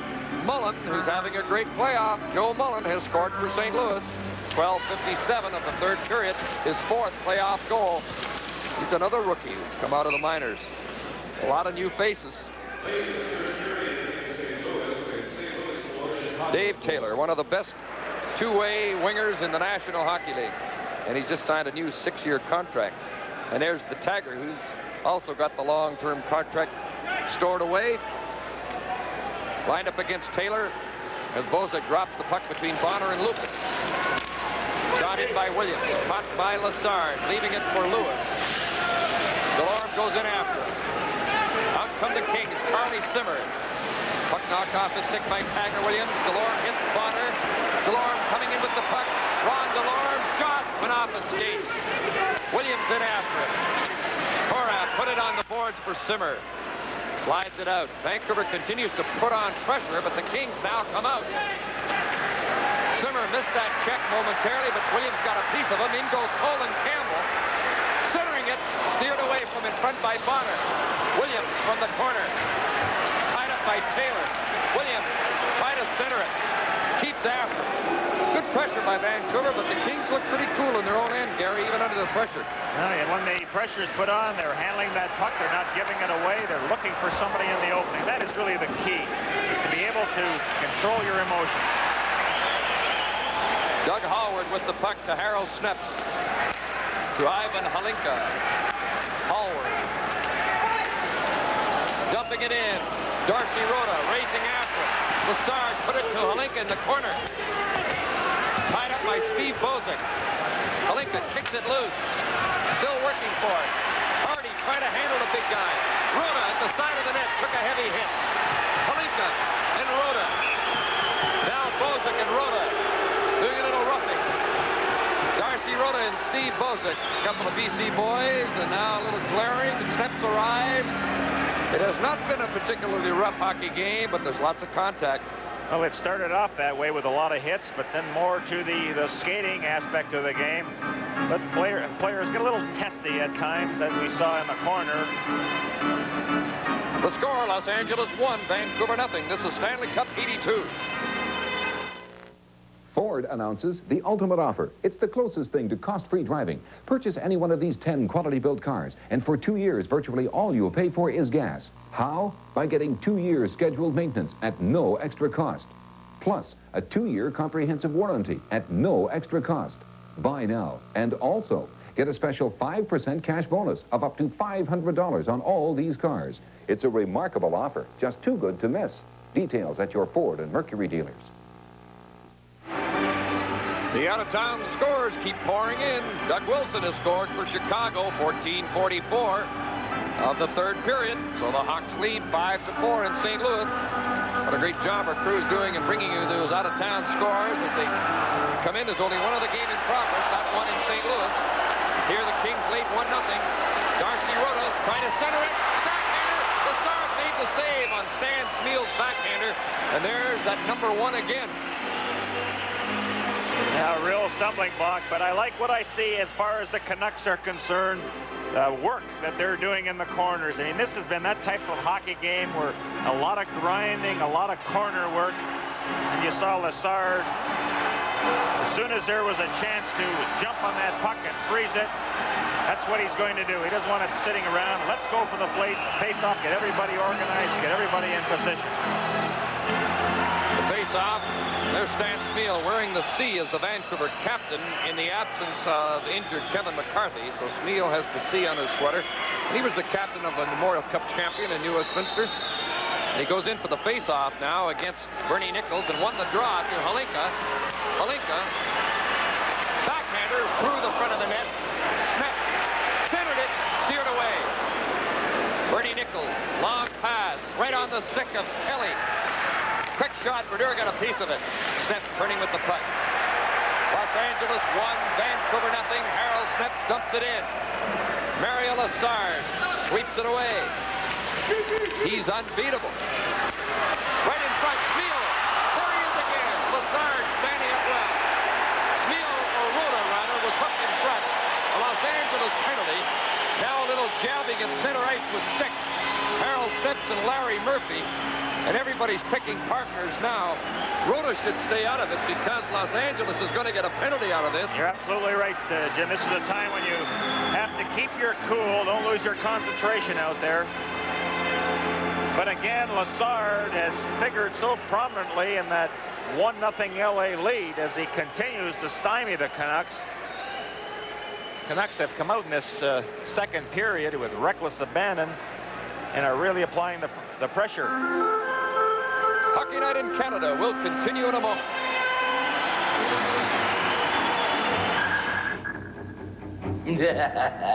Well done, Smee. You've infiltrated the Mr. Submarine shop. I am setting diversionary explosives. Just hide the secret sauce, Smee. I am now making a delectable hot roast beef for me and an assorted cold cuts for you.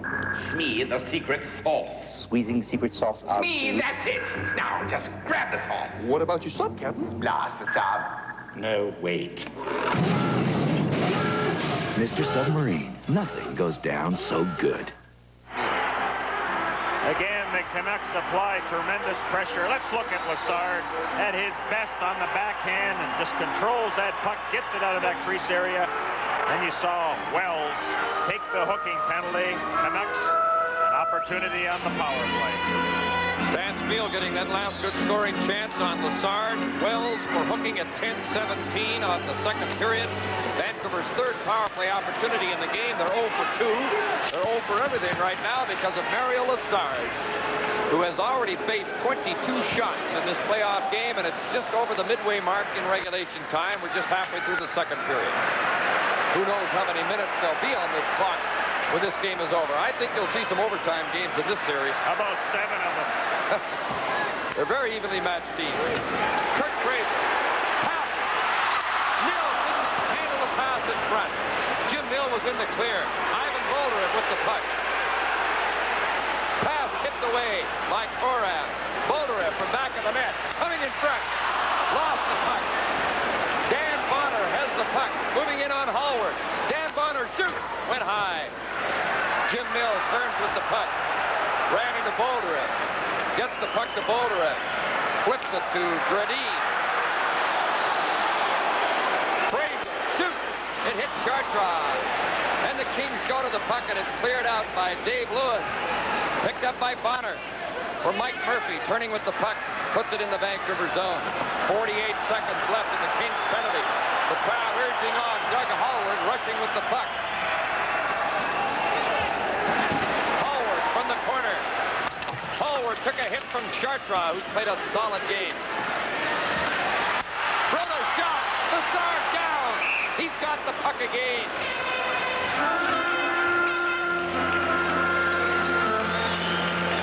Now that's one thing Lassard wanted to do at every opportunity. Freeze that puck. Don't shoot it back in there if you have no idea where your defensemen are. Just throwing it in the corner. I'll hang on to it because that is the strength of the LA Kings, is their face-off men. They have excellent face-off men. In fact, the scouting report said that's very dangerous territory. Be careful of the face-offs. All Los Angeles centers are right-handed. All Vancouver centers are left-handed. So you know a lot of face-offs are going to be won and lost. From the right point, Eldebrink. Left point, Bellin. For Darcy Rota. Smeal from back of the net. Halinka, goal! Ivan Halinka, 1-all. He can't stop them all.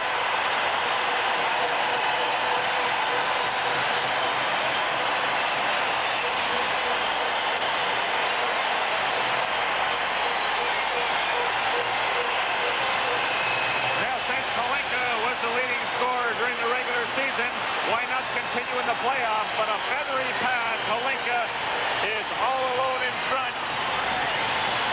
And he made no mistakes as he tucked it home. Some good work here by Rota. Now watch the position that Halinka gets. Everybody is looking at the puck carrier. Both defensemen are looking at him. Halinka, all he had to do was just stuff it in the net. So on the power play, the Vancouver Canucks have tied it. There's the excitement of the fans. They're really getting into this one. 12, Stan Smeal made that fine pass from back of the net. Darcy Rota also getting an assist at 12:05 on the power play.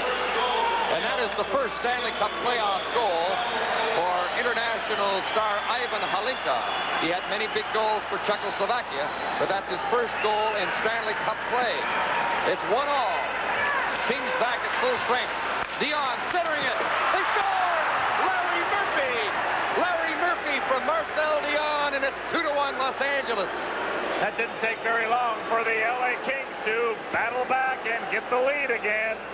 There's an enthusiastic bench with Larry Murphy from his right point position. Gets involved offensively. And the quick wrist shot beat Bellin. He had good position on Bellin, got that shot, the pass, and fired it home. You know, he didn't waste any time. As soon as Dion fed him the puck, there's no hesitation, rifle it right in the far corner. Also, defenseman Colin Campbell got badly out of position there, and it was Campbell, I think, trying to catch Murphy as he shot the puck. And the Canucks, after coming all the way back to tie it, after all that pressure, 25 seconds later, the Kings regain the lead. Larry Murphy from Marcel Dion.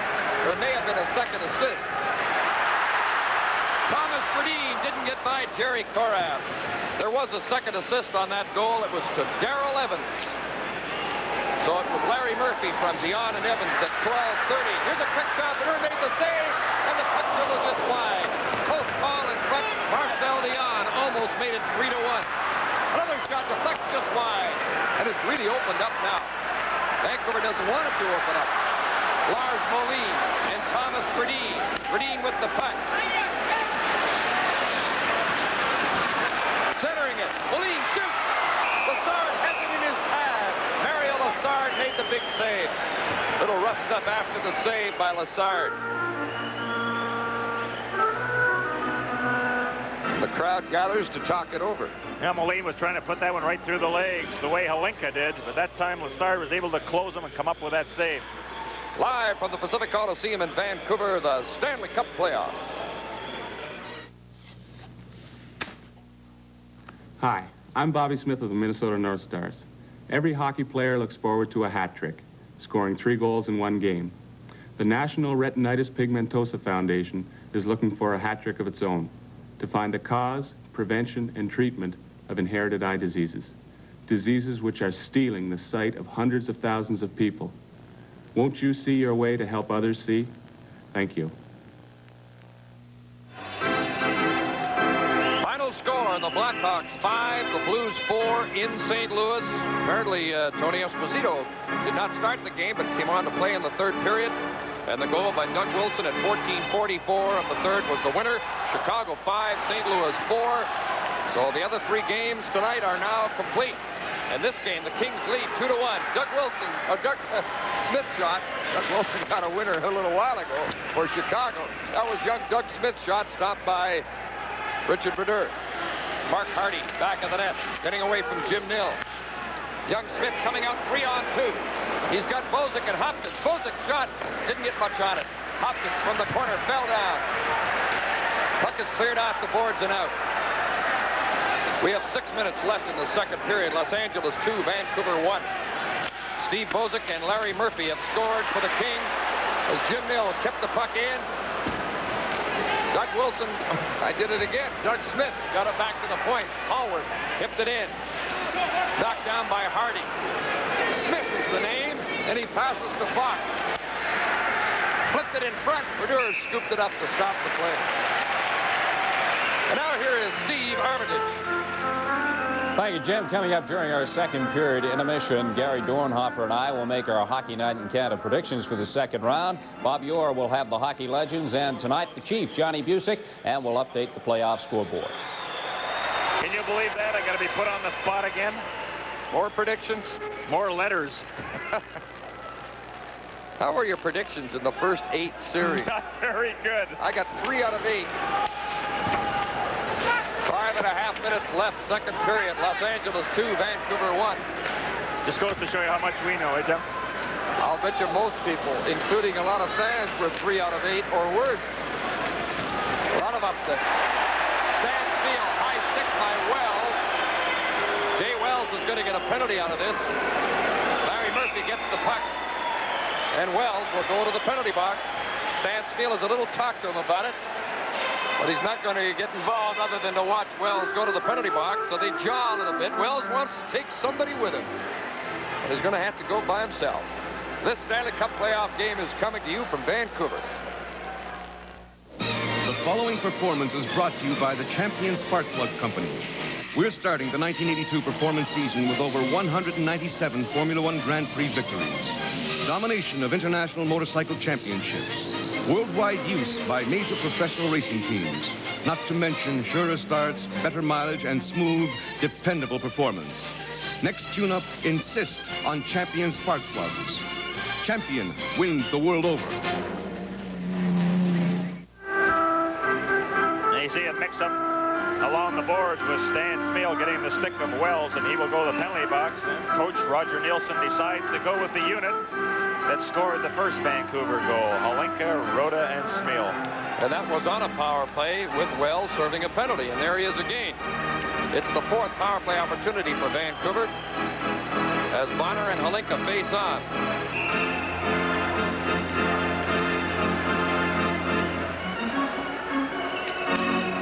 Kings get possession. Jerry Korath with the puck. Big guy's very mobile, but didn't get the puck out. In front, tipped away from Rhoda. Rhoda bumping with Mike Murphy. Korath tied up by Halinka. Stan Spiel goes to the puck for Halinka. Hallward just kept it onside. Darcy Rhoda from the corner in front, hit a leg. Halinka from the corner took a heavy hit from Korath. Dan Bonner got it not out. Doug Hallward makes a spin, Behind the net, missed by Darcy Ruda. Moline at the point. Halinka to the corner. Doug Howard to Halinka. The shot. He's gone. There's the wrist shot. Goodness, I don't believe it. Did he fire that one? Well, you mentioned before the game, Jim, watch this Halinka, his wrist shot. He gave a demonstration as the second power play goal for the Canucks, the second goal by Halinka. A left-hand shot, just going for that slot area. See if anybody's in front. Good pass by Howard. Now here comes the wrist shot. Oh yeah, right through the legs of Lewis. That's using a screen very effectively. It happened to be an LA King player that screened Mario Lessard, and Halinka put it right through his legs, and he's getting quite an ovation from the Vancouver fans.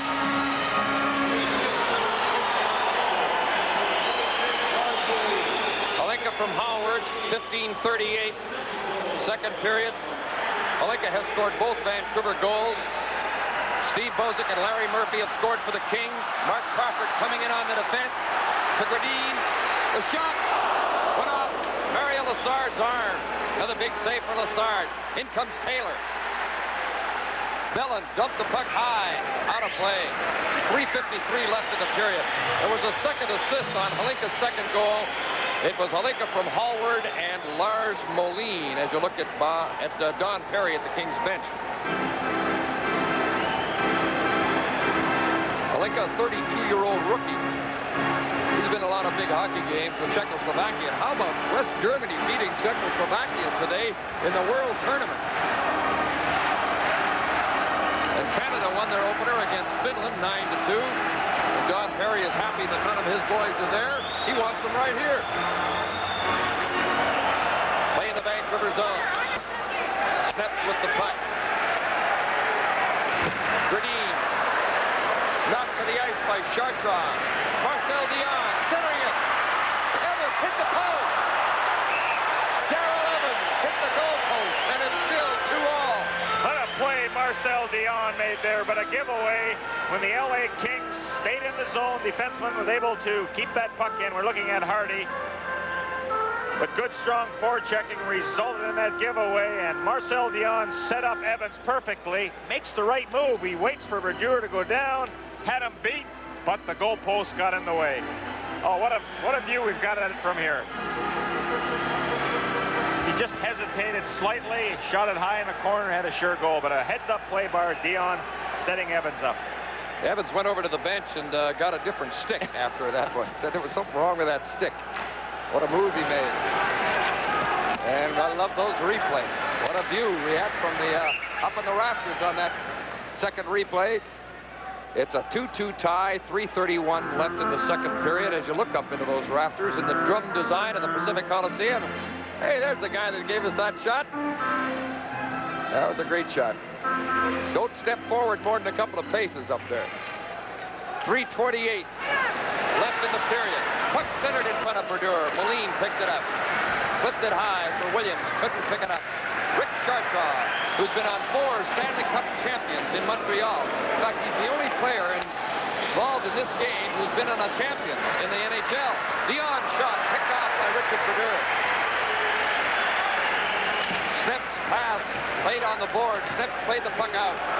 Gradine racing after it. So is Chartrand. Gradine with a great acceleration got to the puck first. Chartrand seemed to have him lined up. Moline took a check. Good effort as he was taken off the puck by, it was Evans who came back and took him out. Hardy up the middle, misses. Nichols with a pass. Bellin gets the puck. Play goes on. Neil Bellin, 21-year-old rookie. He was a teammate of Bernie Nichols last year in Kingston. Shoots the puck in. Lessard controlling it. 2:25 left, second period. 2-2 tie. Out comes Larry Murphy. He loves to lug the puck, and he's good at it. So why not lug the puck? That's something that Don Perry talked about. He said, look, we know Vancouver will have the wingers covered coming back, so it's important that we dump it in. We can't make those little plays around the blue line. Darrell A shot by Wells is stopped, but the play had been called offside as Jay Wells let the shot go. Hey, he even looks mean with that beard, doesn't he? Roger Nielsen, he's 47 years old, and I wouldn't say he looks it, but he probably feels it right now. Well, Roger's got quite a string going for him, undefeated as a coach this year. He's has control of the situation. And I know Harry Neal isn't going to make any waves and disrupt things, is he, Jim? Well, that's Ron Smith working at the bench with Nielsen, and Harry Neal, the suspended coach, still has another game to serve after this one.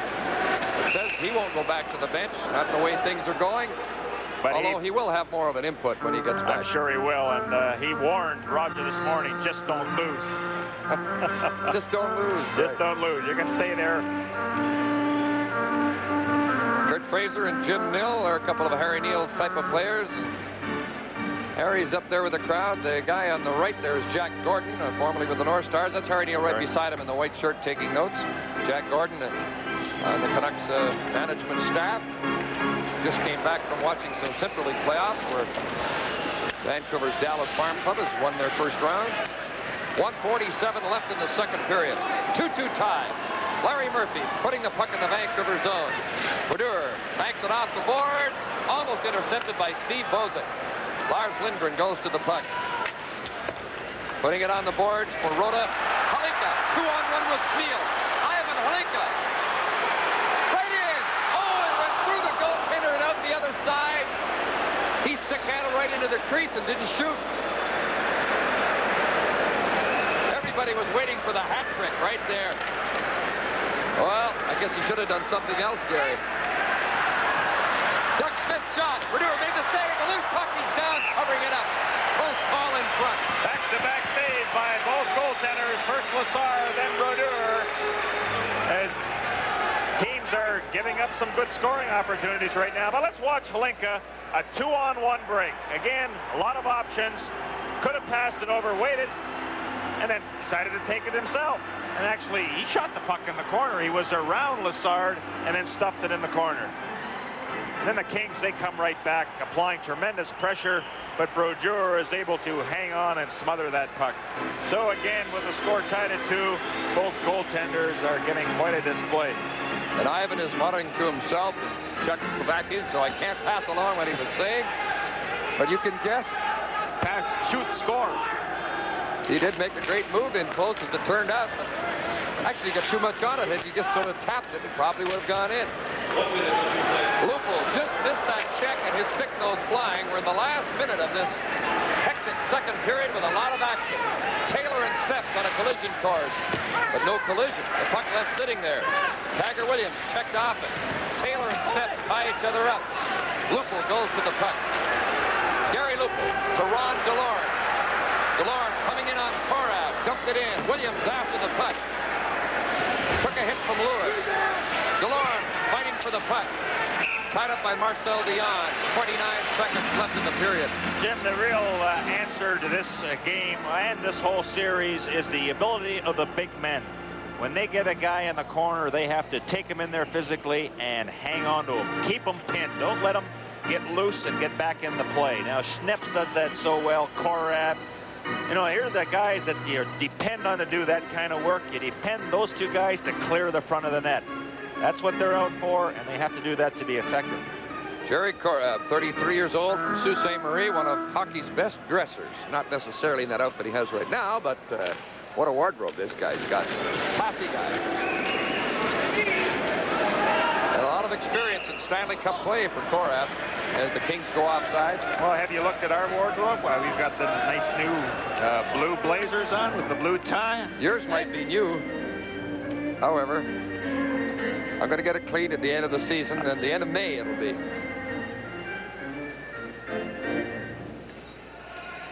.23 seconds left. See, his is the new one. See that? I had a 44. I grew into mine. Now 16 seconds left, second period. 2-2 ties. Steps back of the net. Put the puck to the corner. Steve Bozek has it there. Try to center it. Steps blocked it. Green got it to Smeal. He fanned on it. It's batted back into the corner. Steps goes to the puck. Bozek goes to Steps. Little Bozek doing a good job of Big Harold Steps as the time runs out. And it's still anybody's hockey game. Oh, excellent. Again, 2 solid period of play. Old-fashioned hockey, hitting a lot of good corner work. The goaltending has been outstanding. In fact, Vancouver's had 29 shots on Lassard tonight. The Kings have had 22 shots on Brodeur. So the score at the end of the second period, Vancouver 2, Los Angeles 2. You've got the time to spend. Go ahead, my friends. You can depend on your Johnson. Leave your worries behind. Time out of mind. You can rely on your Johnson. Try something new. You can make it through. Your friends are pulling for you and your Johnson. Take the time to do whatever you want to. It's all waiting for you and your Johnson. More boaters rely on Johnson than any other outboard in the world. This dandelion has just been fed easy-to-apply Killex, Canada's leading lawn weed killer. Not only dandelions, but over 50 other varieties of lawn weeds all find Killex irresistible. And like the dandelion, they never live to regret it. If you've got dandelions or any of their weedy friends, get Killex from Green Cross. Killex, lawns love it. Weeds die for it. Okay, move them out! If you've got goods to deliver and your trucks don't seem to care, if your peak season comes and your trucks are past their peak, then it's Ryder to the rescue. Ryder rents trucks, from small vans up to giant tractors, to move your products or your family. Ain't they beautiful? When your trucks are giving up, Ryder trucks are just starting up. Introducing the new Dairy Queen Chicken Sandwich, a 100% all-white meat sandwich that's juicy, tasty, delicious, scrumptious, because it's made only from tender chicken breasts. Yes, we'll bet you haven't tried a chicken sandwich as tasty as the Dairy Queen Chicken Sandwich. Try our new 100% all-white meat chicken sandwich today. You'll taste the difference Dairy Queen makes. When you come to Dairy Queen, they treat you right. A very entertaining playoff game here at the Civic Coliseum tonight. It's game 1 of the Conn Smythe Division Final, and we've got a 2-all tie. The big Czech, Ivan Halinka, scoring twice for the Vancouver Canucks. Larry Murphy and Steve Bozak have scored for the Los Angeles Kings. 2-all tie after 2 periods. Coming up during this intermission, we'll have Bobby Orr and the hockey legends, and tonight Bobby will look at the one they call the Chief. And, of course, that is Johnny Busick, the ex-Boston Bruin great. We'll update the playoff scoreboard for you. And right now, Gary Dornhofer has joined me. And Gary and I are going to go out on a limb, are we not, sir, and predict what will happen in the second round. Let's hope we're better than the first round, because we only had 3 out of 8. We should point out that all the Hockey Night in Canada personnel have been polled. This is not just you and I. Thank you. Okay, let's start with the Adams division, the Boston Bruins and Quebec Nordiques. Okay, if the Nordiques win one of the first 2 games, they will win. If they lose the opening 2 games, the Boston Bruins will prevail. How's that for... Going on the limb?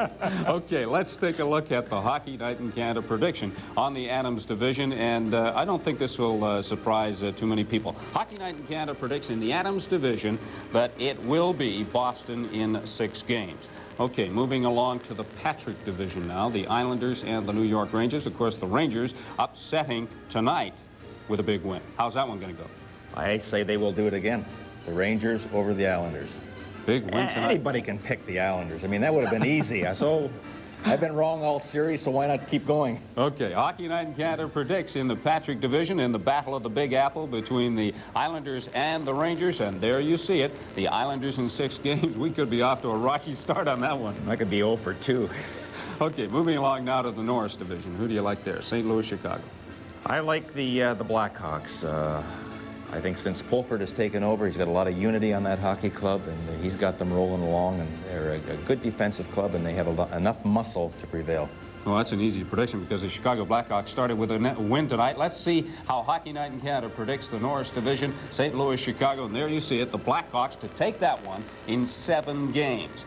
That brings us to the Conn Smythe division, the Los Angeles Kings and the Vancouver Canucks. We've got a 2-all tie here tonight. How do you see this one?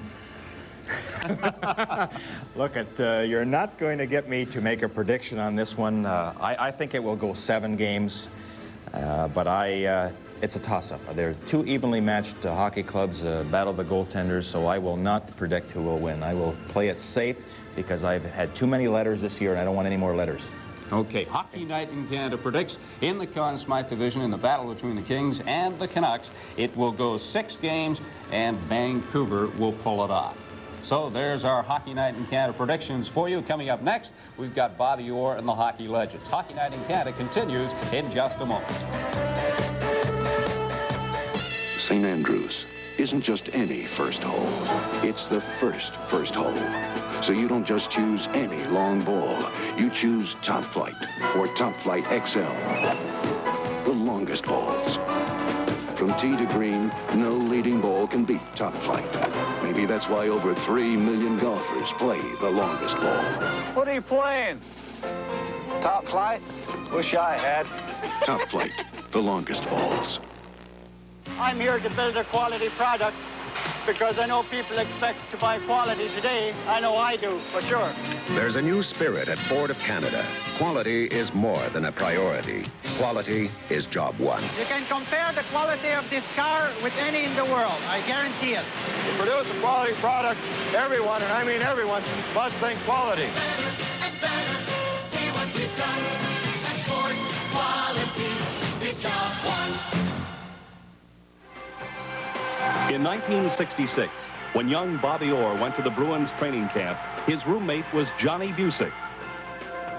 The 2 old roomies were reunited in Jamaica.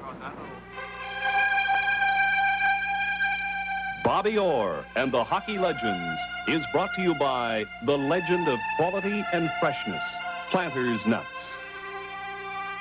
Tonight, the legend of Johnny Busick. It's my pleasure to announce our selection of Canada's all-peanut team. For crunch, Mr. Peanut from Planters. For freshness, Mr. Peanut from Planters. For variety, Mr. Peanut from Planters. For taste, Mr. Peanut from Planters. Can you believe this? 9 years with the Bruins, surrounded by a bunch of animals. No, a bunch of nuts. Planters, Canada's all-peanut team. I sure hope Grapes doesn't see this. You played 23 years in the National Hockey League, relatively injury-free. What was the secret to your hockey longevity? Well, I think the big secret was not getting any injuries to my legs. I think those are the things that can really shorten the career of any hockey player, and I'm sure you're well aware of that with yours. But once your legs go, once you have an injury with the leg, I think your career comes into jeopardy. And when you played in Edmonton, you were called the Beast. How in the world did you ever get a nickname like that? It just seemed as though every time I threw a body check, one of my hip checks, the player would get injured. One fella I hit, I broke his arm. Next time I'd break somebody's leg, but they were all clean checks. I never got no penalties. Is that nice? The U line, you must have some great memories about your teammates. Oh, definitely, Bob. We started off in Edmonton together as a line, and then we didn't complete a year. We had a great year until that point when Vic Stasiuk went up with Detroit. The following year, I went up with Detroit. 2 years later, in 1957, Busick was traded to Boston for a young goalie named Terry Sawchuk. Bruin coach Milt Schmidt reunited the Chief with Bronco Horvath and Vic Stasiuk, and the youth line was one of the few bright spots on a Bruin team that missed the playoffs for 8 consecutive seasons and finished last from 1961 to 1966. What would be the highlight of your career, Chief? Well, Bobby, I would have to say winning the Stanley Cup in 1970. Stanley Cup hadn't been in Boston for many years, and I was the one that accepted the Stanley Cup, skated around the rink with it. That had to be probably my biggest highlight of my career. Also in 1970, a near tragedy that almost ended your career.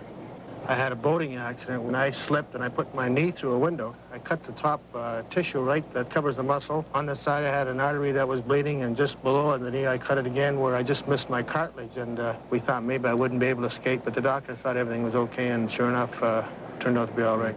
You've won many awards, and I know the medallion you're wearing there means a lot to you. Well, Bobby, this medallion here, it goes back to 1975. And that was the year I scored my 500th National Hockey League goal. And that year we had 5 left wingers. because I was supposed to retire back in '68. You've retired a number of times, Chief. We had 4 other left wingers, and they bought me this. It was something by 4 individuals that were fighting for 3 jobs, and I'm very proud of it, and I wear that all the time. Busick was named captain of the Bruins in 1966, the same year that Bobby Orr graduated from Oshawa in the Junior League to the NHL. The '67 trade, which saw Phil Esposito acquired from Chicago, completed the cornerstones of Boston's rebuilding program, and the Bruins were poised on the verge of greatness. The first Stanley Cup came in 1970, and the second in 1972. 23 years in the National Hockey League. You signed 20 one-year contracts and a 3-year contract. Tell us about them. Well, Bobby, I always had, I guess I'd have to say that I just felt that I didn't need a long-term contract. I knew I was going to produce, and I felt that a 1-year contract gave me that incentive to work harder, because I think sometimes a lot of players now sign 5-6-year contracts, and sometimes they're wrong. They get the security, but the first couple of years they don't really produce. And then again, they might reverse it, and they might have a good 1 or 2 years right off the bat, and they want to renegotiate, and of course the club won't do it, so now you've got a friction amongst the team. I think just a short-term contract year by year would solve a lot of headaches for a lot of people. The 5th player in NHL history to reach 50 goals in a season. A Hall of Fame member. 2 All-Star selections. 2 Lady Byng trophies. Second only to Gordie Howe in total seasons played, and holder of 5 Boston Bruins team records. What does an old retired hockey player do? I don't know. What are you doing? I don't know about old, Bobby, but I think a lot of us that retire after many years stay in the field of hockey in different capacities. Myself, I'm into the doing the broadcasting with Bob Wilson.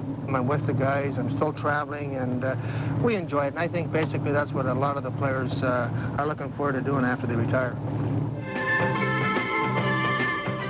I'm in love with Boston. That's where I basically felt that I started my hockey career, and that's where I wanted to end. Retirement in 1978 brought down the curtain on the career of one of the greatest Bruins of all time.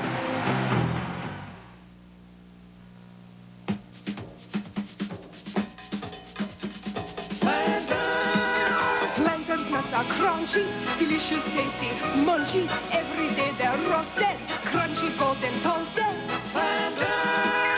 Slanters nuts, they taste fine, absolutely divine. For the very best nut, look how they were dressed nuts. Slanters, a real class act.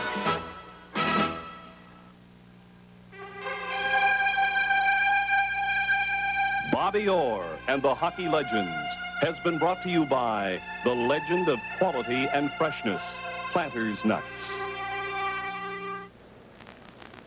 Next time on the Hockey Legends, Bobby Orr will look at one of the greats from the New York Rangers, Rod Gilbert, and that'll be coming your way Sunday night from Los Angeles.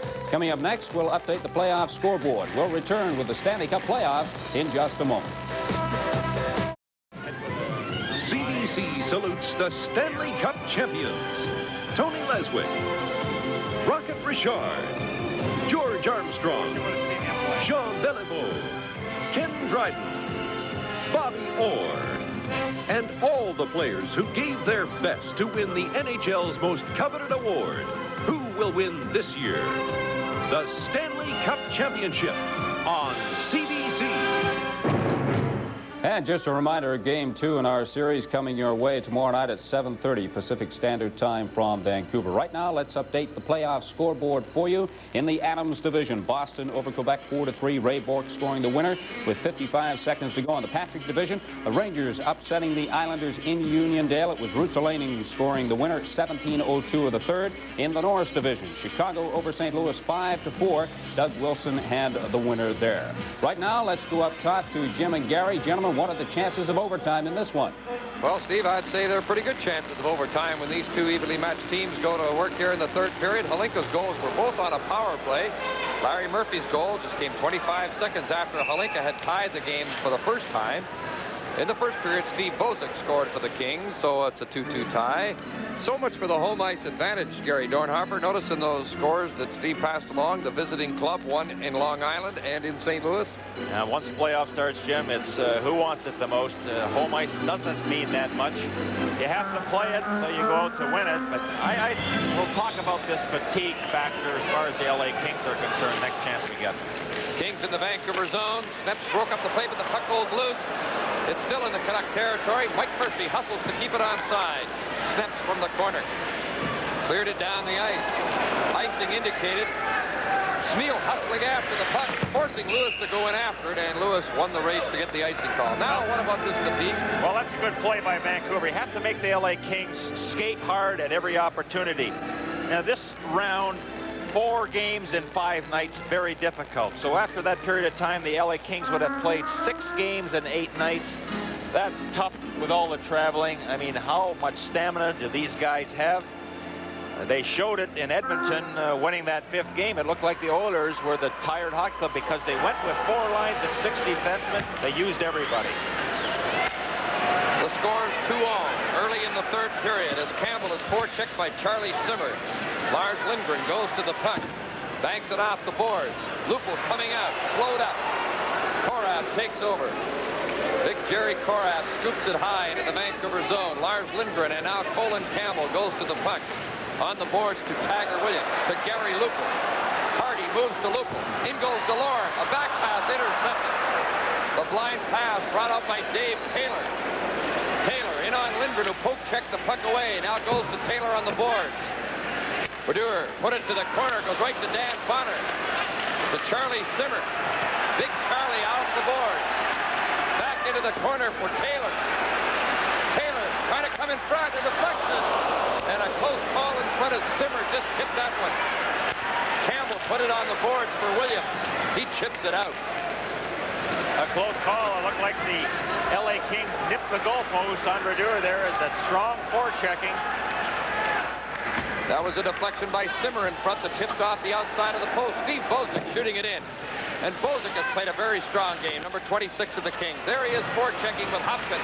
Hopkins centering it. The shot deflects. Brewer's down, the puck underneath his pad. Close call again. Well, Mellon caused the giveaway there. He topped up the puck, and LA Kings were very feisty to get right on it and had another good scoring chance. But let's look at it again as the Kings have come out strong in this 3rd period, taking the play to the Canucks. That's that Taylor-Simmer combination, and Simmer just deflected it, hit the outside of the post. And then Bozak, also a good scoring opportunity. Bozick, a great college player from Castlegar, BC, went to college hockey, and a rookie this year, had a fine rookie season with the Kings.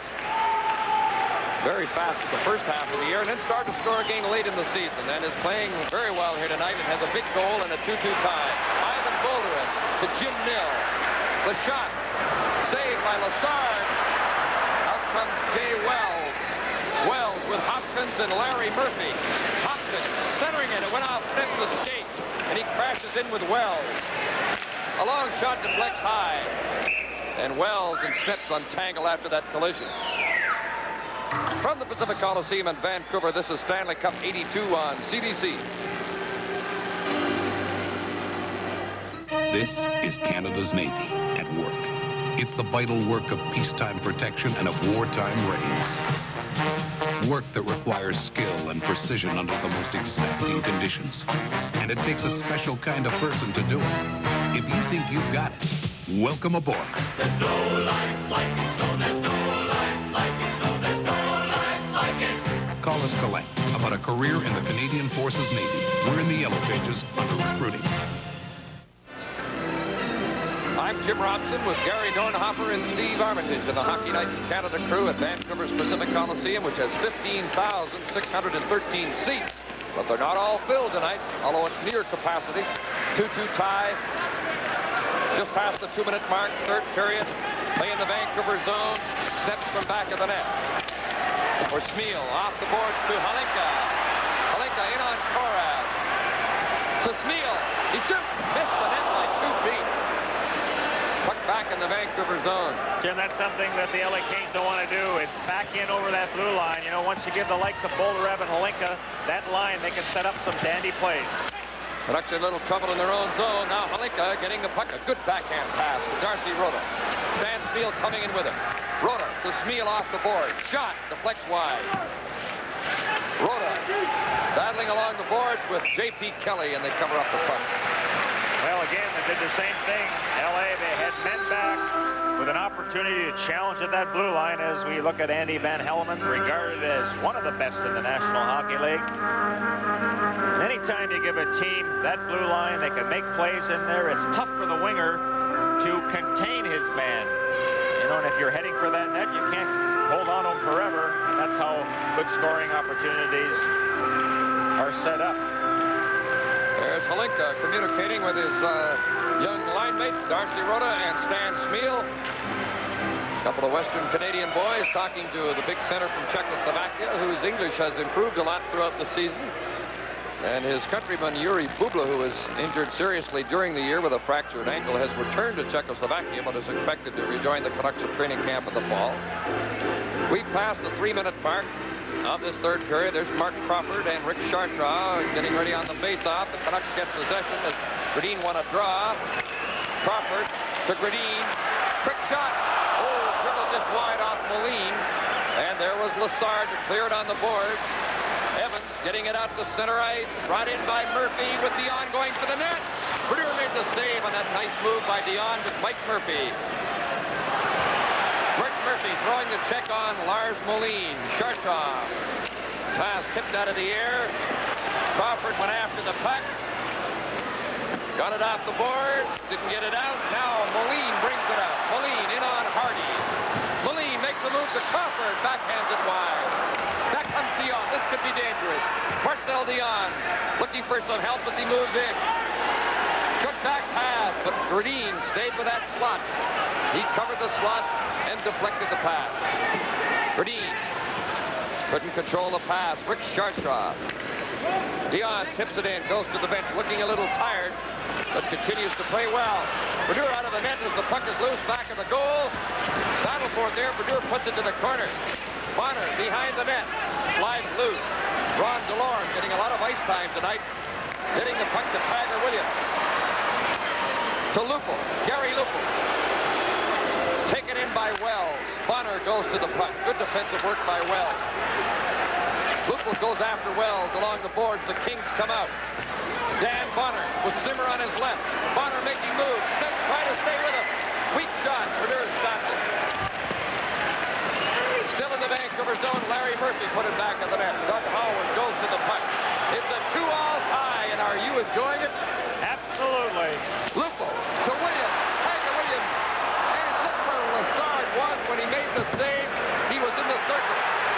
A shot is good. Gary Lupul. Lupul. 3-2 Vancouver.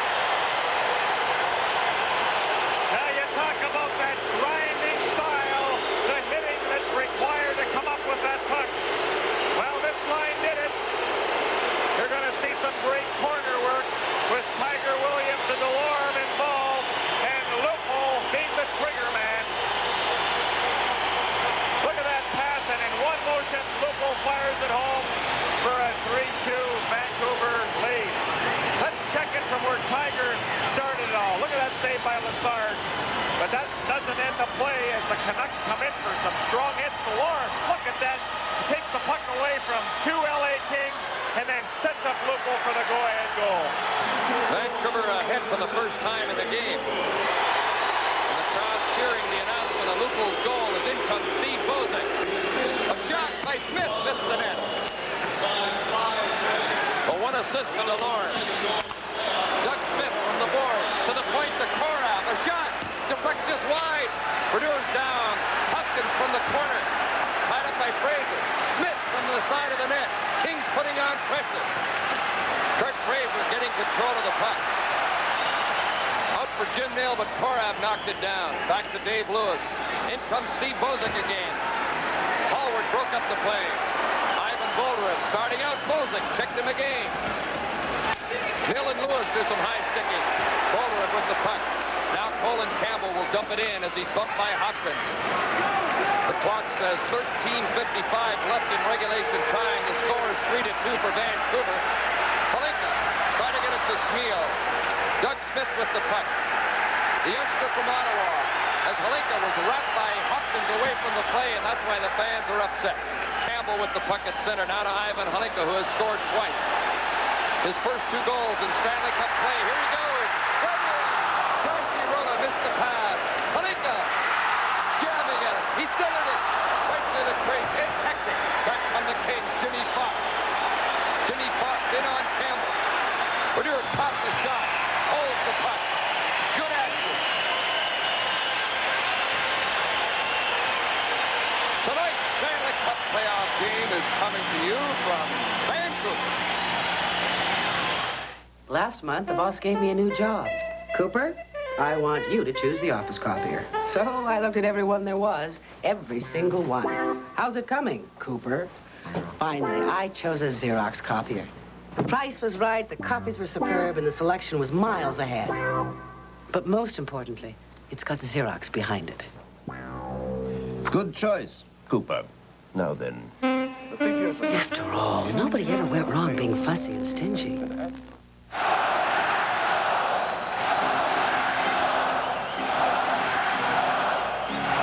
Now let's watch it again as DeLorme sets up Lupul for a perfect shot, but it was strong forechecking, a grind-out style, which set up that goal, with DeLorme taking the puck away from 2 Kings in the corner. DeLorme's getting a lot of ice time tonight, playing more than he's played in earlier playoff games. In fact, he didn't even suit up for some of them. Now Los Angeles continue to put on some pressure in the Vancouver zone. Halinka put it to Rota on the boards. He didn't get it out. Halinka playing a strong game, goes to that puck and clears it out. Lupul's goal is his 2nd of this year's playoffs, his 3rd in Stanley Cup play. Campbell shadowed by Bernie Nichols. And icing is called in Los Angeles. 14,661 in this game tonight. That is about 1,000 under capacity, and most of them are saluting that big guy. Well, it's amazing. You told me about his wrist shot. I had never seen him score a goal, but I liked his upper body strength. Now, look at, he has the ability of cutting to the outside and making that perfect pass. It looked like Rota was in home free there, had to be able to hang on to that. But Halinka's all over the ice, and that puck, Jim, follows him wherever he goes. He had a very slow start this season, making the adjustment to the National League. That's understandable, you know, taking a little while to get acclimated for the NHL style. But he's really come on late in the year and in the playoffs. Face off in the King zone. Lassard has been so outstanding. He's faced 33 shots. Brodeur's been pretty busy, too. The Kings have had 24 shots on Richard Brodeur. As Moline and Murphy, Mike Murphy is number 7, no relation to Larry Murphy, the defenseman of the Kings. Jim, you've seen Vancouver play a lot more than I have, do they try to sit on the lead, protect the goal lead when they get it? Yes, they've been doing that in the playoffs. Clark Crawford trying to get the shot. In fact, they went a lot through the Calgary series in a tight 2-1 game, protecting the lead before they wrapped it up. I mean, do they go after you, or they kind of hang back and just keep dumping it out? Well, they forecheck. They like to dump it in and forecheck. But they don't score a lot of goals. And the puck is iced. This time they're going to be called for icing the puck. They were 18th in the league in goals for this season. So they have to grind and check to win. Well, that's what concerned Coach Don Perry, a very disciplined hockey club. The Vancouver Canucks. We knew that we were not going to get many scoring chances as we look at Rick Chartres, who spent much of the season in the minors, and a change of attitude and a willingness to get involved again brought him back to the Kings lineup. So we know that we have a tough task ahead of us. We have to capitalize on our good chances. That were the words of Coach Don Perry. The score is 3-2 for Vancouver. It's anybody's game. The Kings putting on the pressure in the Vancouver zone. Now Moline gets the puck out to center ice. Crawford going after it. He's hooked. There'll be a penalty to Wells. And Wells complains. He's been in that penalty box quite a bit tonight. And an unhappy Jay Wells goes to the box again. This is Hockey Night in Canada from the Pacific Coliseum in Vancouver. The tough, new size Ford Ranger. Built like the big ones, saves like the small ones. The only truck of its size with tough twin I-beam suspension. Ford Ranger has a tough double wall box that carries 4x8 sheets flat and room in the cab for 3 adults. Ranger has a 2-liter engine that combines brisk performance and fuel economy. That's high mileage with big size room, ride, and features. At Ford and Mercury dealers now. Built Ford tough Ford Ranger. And number 24 of the LA Kings, the interference call against Crawford. When you're skating, you can get the opposition to take penalties against you, and that was Jay Wells' 3rd of the evening. Vancouver on their power play tonight are 2 for 4. 2 goals by Ivan Hulink, both on power plays. Neil Bellin. Moline, what a hit on Moline by Bernie Nichols. Good check. Kurt Fraser brings it in. Didn't get through. Bernie Nichols killing the penalty, really threw the check at Moline. Now Lars Moline from the corner. Bolderev. Oh, Lassard! What a save on Ivan Bolderev by Mario Lassard. It looked like that puck was going to be right under him because he was falling to his knees. And that puck was a ice hugger. Looked like it went underneath the pad. You like that word, ice hugger? All right. There's the replay, and Lassard is able to get a hold of it and hang on. But a good shot by Ivan Bolderev. Bolderev has a lot of experience. Put an excellent shot on that play, and there was Lassard again, and Mario continues to play well, and that average is very misleading. When that Edmonton series was such a wide-open shootout affair, he made a lot of big saves. Vancouver with a man advantage as Nils taken out by Korab. Bolderev with the puck to Fraser. Checked right away by Lewis. Korab gets the puck. Didn't get it out. It did get out. Off of Bellin's hand. In comes Bozak. Bozak. Checked by Moline. There's a Vancouver penalty coming up because Nichols, I think, was interfered with in front of the net. The penalty is going to be in front of the Vancouver goal, I believe. Not on the collision on the puck carrier, but I think it occurred in front of the net on Nichols. The Canucks will be short-handed with the score Vancouver 3, Los Angeles 2. This is Stanley Cup 82. Give me some great food, hot and cooked and steaming. Yummy food, get it in my tummy food. Give me juicy sizzling food, lips smacking, snacking food. The gang's all here, so everybody give a cheer for food. Mix it, Fix it, good old A&W. It's getting better all the time. Neil Bellin will draw the penalty against Bernie Nichols that happened in front of goaltender Brodeur. So that'll take care of any power play opportunity. In 1 minute and 4 seconds, Wells will come back, and the Kings will have 56 seconds to try to generate something on the power play. Now they're 5 aside. Steve Bozak, checked by Doug Howard. Bozak keeps working. What a strong game this little guy's played. Behind the net for Durer. Put it away from Dion. Bozak with the puck again. Snep checking. Snep turning on the inboards. He thinks he's Bobby Orr. Gerdine with the puck. Here comes Thomas Gerdine, the smooth sweep to Stan Smeal. Back for Gerdine, back for Smeal. Hardy stayed with him. Still staying with him. Lassard put the puck in the corner to Bozak, and Smeal will run at him. Smeal runs at anything in the opposition uniform. Works all the time. Mark Hardy with the puck. He's got a lot of talent, this kid.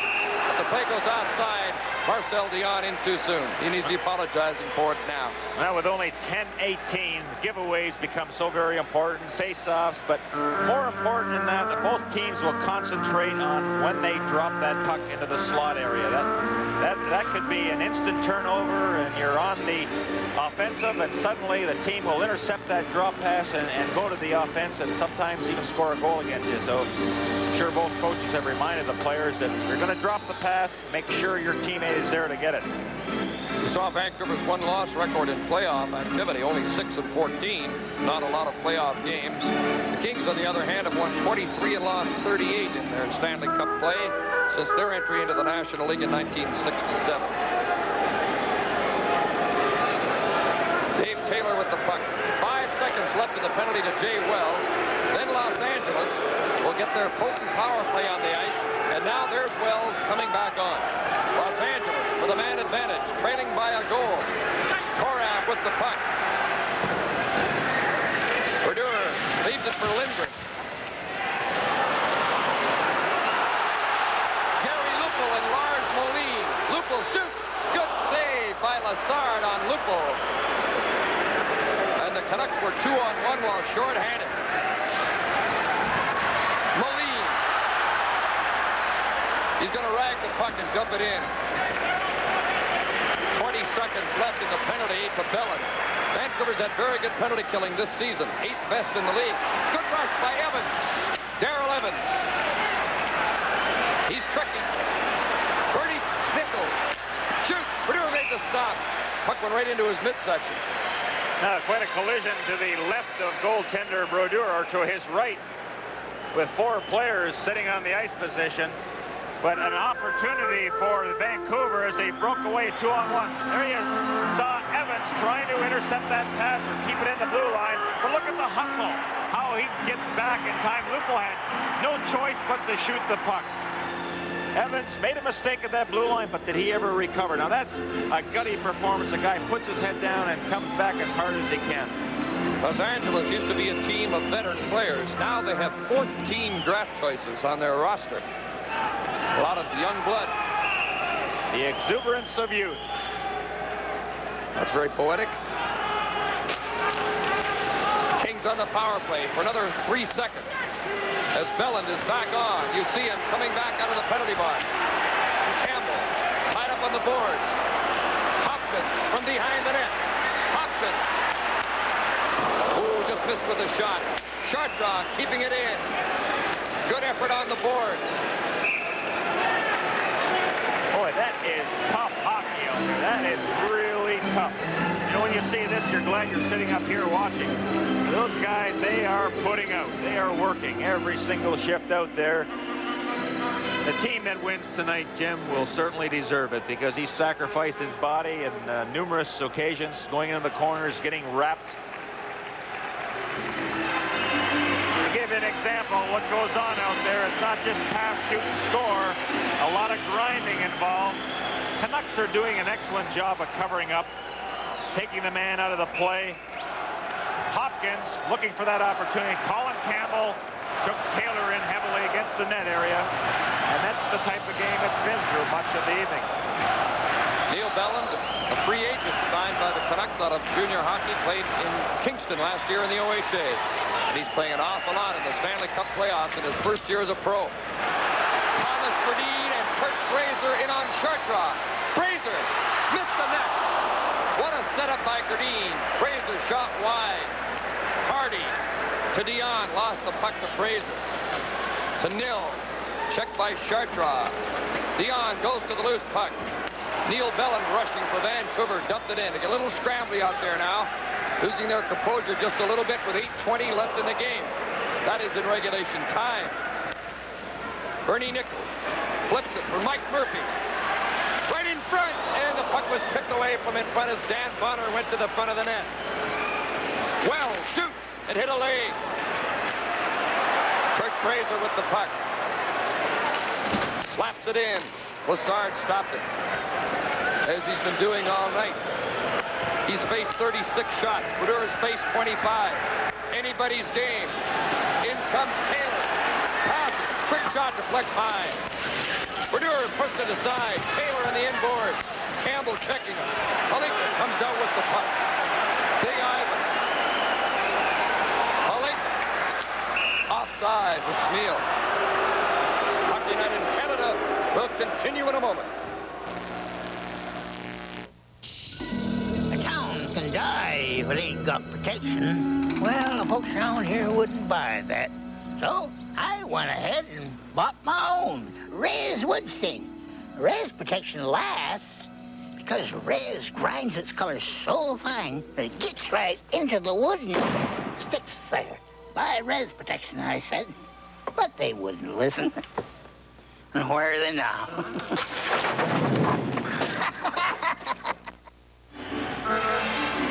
The goal scorer for Los Angeles, Steve Bosick and Larry Murphy. You think we'll last? And the shifts are getting shorter now. They're down to about 40 seconds, and both teams doing an excellent job of making those line shifts proper so that nobody gets caught or have too many men on the ice. When I say, do you think we'll last, I'm referring to my voice. You'll make it all right. You've been there before. 2 Vancouver goals by Ivan Holinka. 1 by Gary Lupel that has given Vancouver the lead for the first time. An offside called as the Vancouver zone, and the puck comes outside the blue line for this face-off with 7:08 left on the clock. And there's Jim Nill from Hanna, Alberta. Who else in the National League is from Hanna, Alberta? Lanny McDonald. You know them all. Amazing. I have it written right here in front of me. Jim, I'm surprised at the LA Kings that they can keep up this pace, because the 2 back-to-back games in LA and all the way traveling, getting in at Edmonton at 4:30 and only having a day off, a travel day, and here they are again. They've come up with quite a performance. Canucks doing a little line juggling. They have Boldyrev, Rhoda, and Nill out there now. As Korav goes in against Lindgren. Battle for the puck still going on. Darcy Rhoda to Jim Nill. Jim Nill coming in. Didn't get through. Harold Steps goes to the puck. Steps and Howard, the Vancouver defense.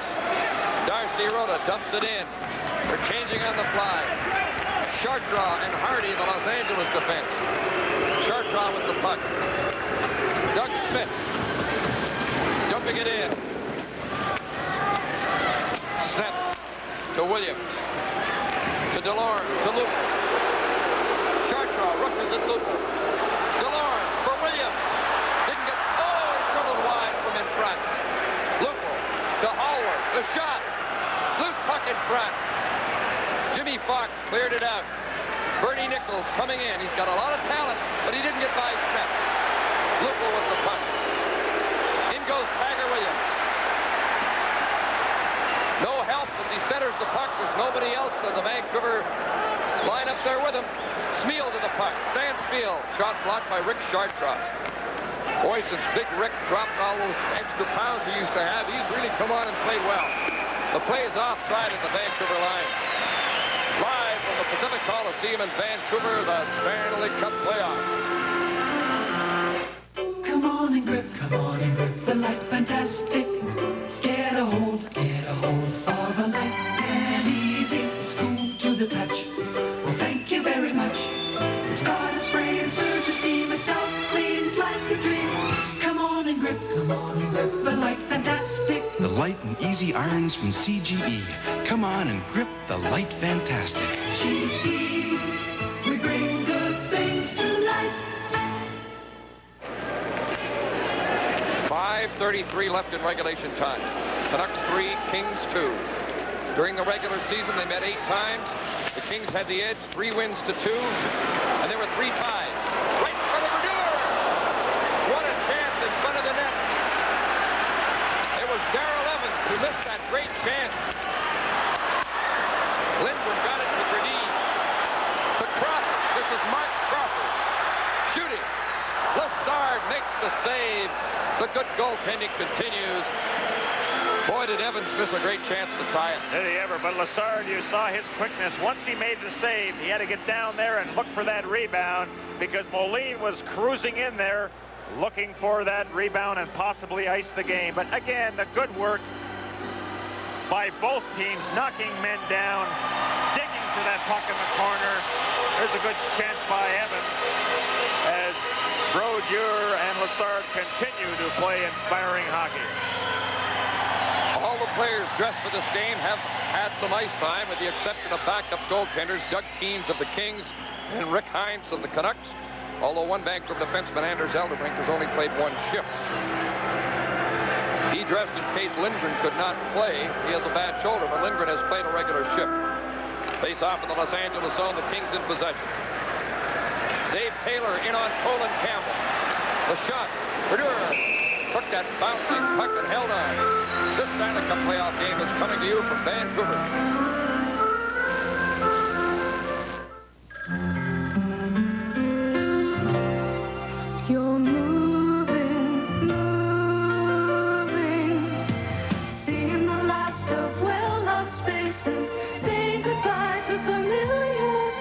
It's never easy to leave your home, but Allied Van Lines promises to manage your move expertly and care for your possessions as though they were our own. We're the careful movers. Allied will see you through. Face off in the Vancouver zone. We're now inside of 5 minutes left in regulation time. DeLorme getting the puck out. Jay Wells getting control. He's on defense with Larry Murphy, the two young defensemen controlling the puck. Lupel forechecking. Dan Bonner getting control of the puck. Bonner lost it to Williams. Lupel dumps it in. 4.5 minutes left in regulation time. Here come the Kings again. Larry Murphy rushing with the puck to Dan Bonner to Larry Murphy, but the called offside at the Vancouver blue line. Well, Charlie Simmer might question that one. As we look at Bonner, who really got a name for himself with the shadowing of Wayne Gretzky, especially in L.A. But the Canucks are, at every opportunity, they're going to keep dumping that puck in, make the L.A. Kings skate, short changes, and cut off the lane. Don't let the Kings skate. They have a quick hockey club. They have some guys out there that can really motor and handle the puck. So force everything to the boards. Don't give them that skating room down the middle. It's an excellent home streak for the Vancouver Canucks, who on the regular season had the 8th best home record in the league, whereas the Kings had a lot of trouble on the road. They were 19th in the league away from home. But the playoffs, as they say, it's a brand new season. Dave Lewis with the puck. Hard pass down the ice. Mike the icing. Doug Hallward to the puck. Icing is called in Los Angeles. 4:03 left on the clock. Another example of how that strong forechecking by taking the man physically will cause those giveaways and eventually a icing call. If that guy isn't named the star tonight, there's a fix. He has been outstanding. He's had a great year, this kid. He's 27 years old. He was a 4th-round draft choice. Playing like a 19-year-old tonight. But he's done everything that you can expect from a player. Stood up at that blue line, lugged the puck out of his zone, and the passes have cleared the front of the net. Campanella to drop the puck between Marcel Dion and Thomas Gradine. Two very talented players. Two of the classiest in the league, really. A lot of skill in this face-off circle. You know, Jim, how often you see when players go in to check, they use their stick or they just swing by them. That hasn't been the case. Both teams have been very deliberate in that manner, have taken the man right out of the play. And that's good, solid playoff hockey. Well disciplined. It's been a clean game. We haven't had a major penalty. Korat with the puck. Dumping it in. They'll race in after it. Doug Hallward. Jim Mill to Lars Moline. Couldn't get loose. Dave Lewis. Try to get it to Evans. Lars Moline shoots. It deflects high. Jim Mill. Got away from Korat. Korat stays after him. Marcel Dion starting up the ice. 3:24 left. Dion. Gradine took the puck away. Moline. Killing some more time, dumping it in as they change on the fly. Vancouver 3, Los Angeles 2, 3:08 left in regulation time. Smeel going in on Harding. Darcy Rhoda put the puck in, but it's offside as Smeel couldn't get out. Good strategy by Coach Roger Nielsen as he has those quick line changes, having French troops out there at every opportunity. But the tenaciousness of the Canucks is unbelievable. They're not giving the Kings a chance to set up at all. As soon as somebody touches the puck, the Vancouver player is right beside him.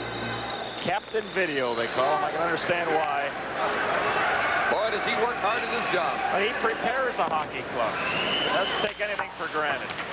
Lindgren put it on the glass, didn't get it up. Campbell put it to the corner, trying to tie up Hopkins. Hopkins working near the corner. Battle back of the net. Doug Smith to Mark Hardy. Shot missed the net. Loose puck. Doug Smith from the corner. Crowd is going crazy. Mark Hardy. Backhander. Why? Do you think there might be a little interference going on in front of the net? Colin Campbell tackled Hopkins.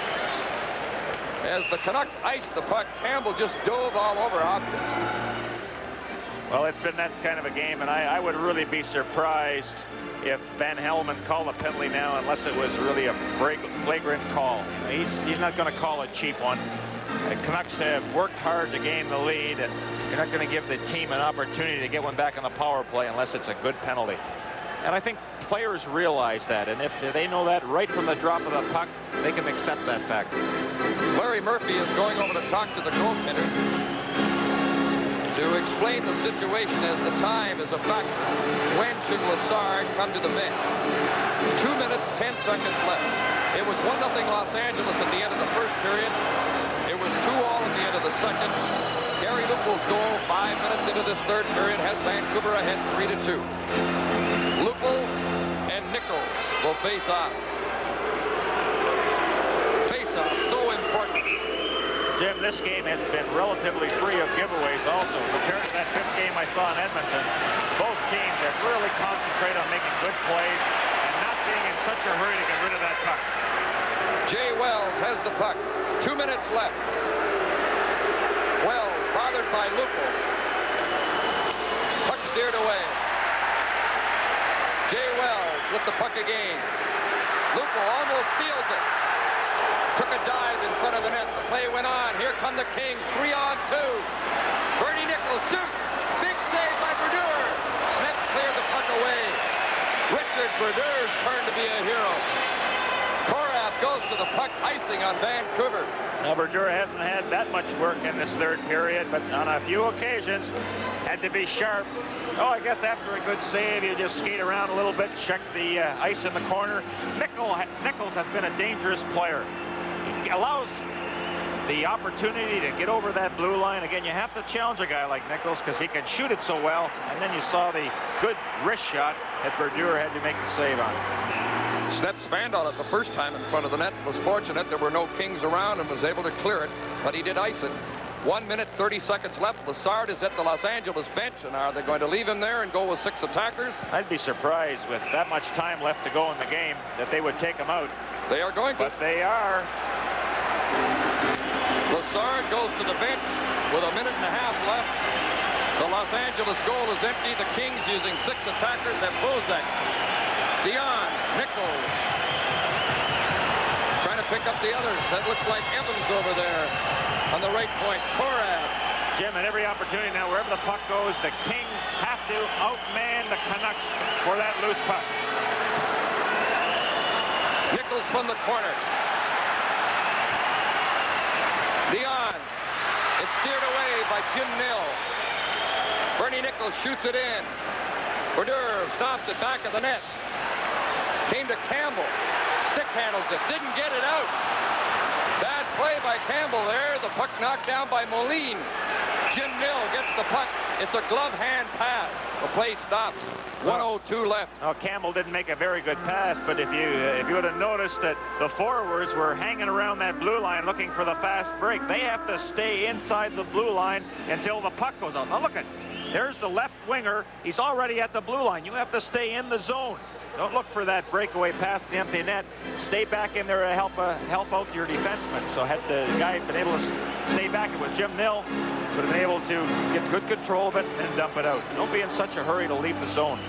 A timeout has been called. I'm not sure which team has called it, but a timeout has been called, and now they talk it over at the Vancouver bench. Los Angeles has called the timeout. Lassard at the bench. 1:02 left. Steve Bozak unassisted.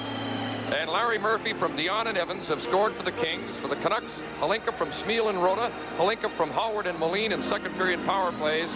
Then in the third period, Lupul from Delorme at 5 minutes of the third period. That's been the go-ahead goal. Jim, the scouting report on the Los Angeles Kings, comparing them to Calgary, one thing that they had put down is that their face-offs are excellent. Be very aware of LA Kings on the face-off. They get a lot of draws, and so this is a time when you really have to bear down, make sure that your best face-off man is out there, because Dion is one of the best for the Kings.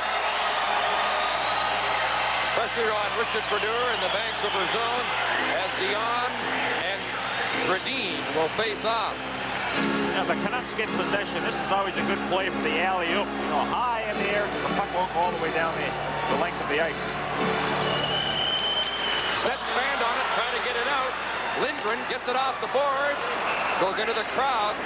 Another face-off in the Vancouver zone. 20, and make it 55 seconds left. Well, the Kings are getting plenty of opportunities. Canucks had a good chance of clearing it. Sneps overskated it, and then Lindgren fired it in the crowd. A little anxious down there. Well, again, you want to make the opposition take the puck away from you. As long as you have possession, you can't get in any trouble. 55 seconds left.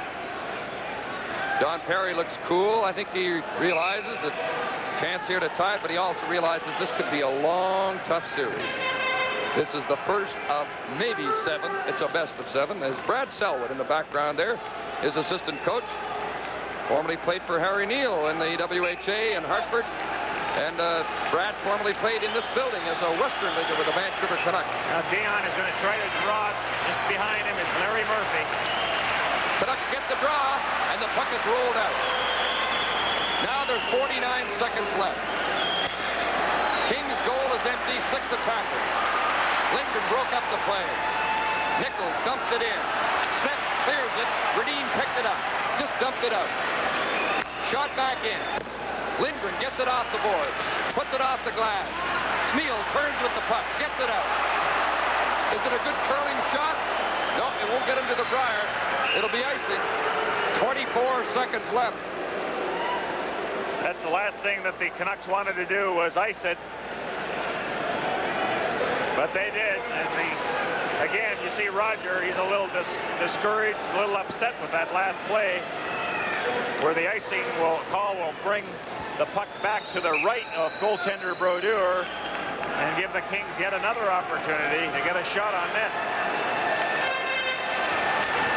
The guy that's dangerous is Evans. You see him to the right of your screen. Dion being a right-hand shot. Depending on where the Canucks line up, well, they're going to put somebody to the boards beside Bozak. So Dion may try to draw it back to Evans.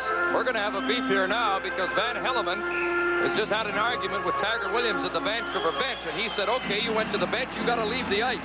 And Vancouver wanted Williams on there. And Van Hellemond says, no, you went to the bench to stall, and you stay at the bench. And you can bet Williams is a guy they want on the ice. Nil replaces Williams. And Williams doesn't like Van Hellemond's decision.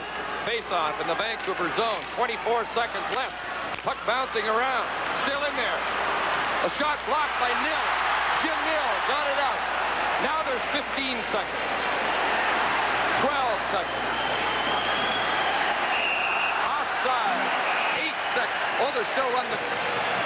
Well, they got a couple of seconds on that clock. There's 7 seconds left on the clock. The opportunity was there for the LA Kings. They got the draw.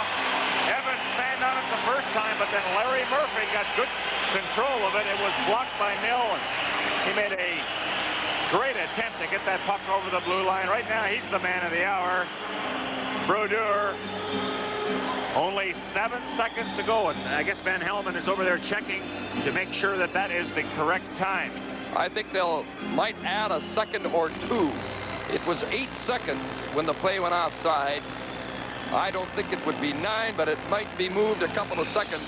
But certainly the clock ran after the whistle. The timekeeper maybe didn't hear it, but he does back it up with a stopwatch, so perhaps they'll just leave it a second or 2 before he starts up the clock again. Jim, this was such a well-played hockey game. It's unfortunate that there has to be a losing team tonight. Both teams very well prepared, poised, excellent effort. You can't ask for any more. The fans got their money's worth tonight. The minor officials, off-ice officials tonight are from Winnipeg. 6 seconds left now as the clock did run. The clock ran, and now the Winnipeg officials are going to get an earful here from some of the Los Angeles players. Mike Murphy came charging off the bench. The clock definitely moved another second on that faulty face-off. So there's a couple of seconds. Cal Pilkey is the timekeeper talking to Van Hellemond. Don Perry wants those couple of seconds because they could be vital. Well, there is time to score a goal. We've seen stranger things happen in the playoffs. Van Helmen now talking about the situation. But on the face-off, with Dion taking it, he's going to try to forward that puck, flip it ahead, and you'll see the forwards moving at the drop of the face-off, trying to gain control for that one last desperate opportunity to get a shot on net. Well, they're trying to reset the time clock, and they're having some difficulty. They've been running through the minutes now. They get that to 0. Now, no, Nick got 1 as 0. They got to run it through to make. Here we go. They're going to run it all the way down to probably about 8 seconds.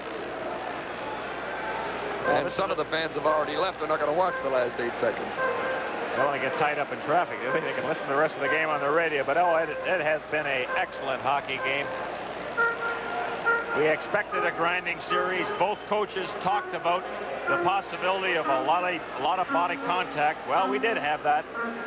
Well, it's been a very clean game. There's been 6 minor penalties to Los Angeles, only 3 to Vancouver. Tomorrow night now, game 2, same time, same place, same teams, and probably the same kind of game. They're still waiting for the clock to run down. Lindgren has come back well after his shoulder injury. Didn't show any ill effects whatsoever. Well, they announced 7 seconds left, so that's where they'll stop it, right there. Well, I think the Kings got gypped out of a second or 2, but those things happen, I guess. Face-off in the neutral zone. Bernine against Marcel Dion. Vancouver's leading 3-2. Watch on the drop of the face-off, where everybody will head for that Vancouver zone. There's still time left, but Bernine got the puck, flipped it in the Los Angeles zone. It slapped down the ice. The crowd chanting the second. The game is over. Vancouver 1-up. A battle of goaltenders. The Vancouver Canuck goaltender, Dennis Brodeur. He's the winner tonight in game 1. In shots on goal in the 3rd period, Brodeur faced 7 Los Angeles shots. He faced 29 in the game. As you can see, the perspiration coming out the little guy coming to the bench. And of course, at the other end, Lessard was really busy facing 39 Vancouver shots. The Canucks win it 3-2, lead the series 1-0. This is Stanley Cup 82 from Vancouver.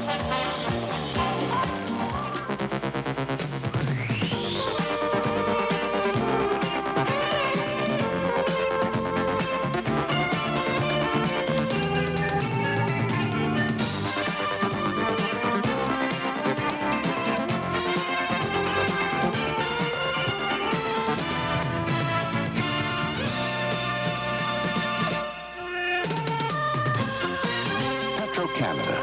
It's ours. When you buy a new car, you want to keep it looking new. And that's easy with Armorall Protectant. A scientific formula that took a polymer chemist 10 years to develop. It helps keep rubber, vinyl, leather, and plastic looking new. So even though you can't keep your car from getting old, you can keep it from looking old. Armorall. It's science, but it works like magic. When your lights go out. Where's the flashlight? In that drawer, but it's been there for ages. It'll never work. Sure it will. It's got Duracell batteries in it. These Duracell batteries are 2 years old. Will they work?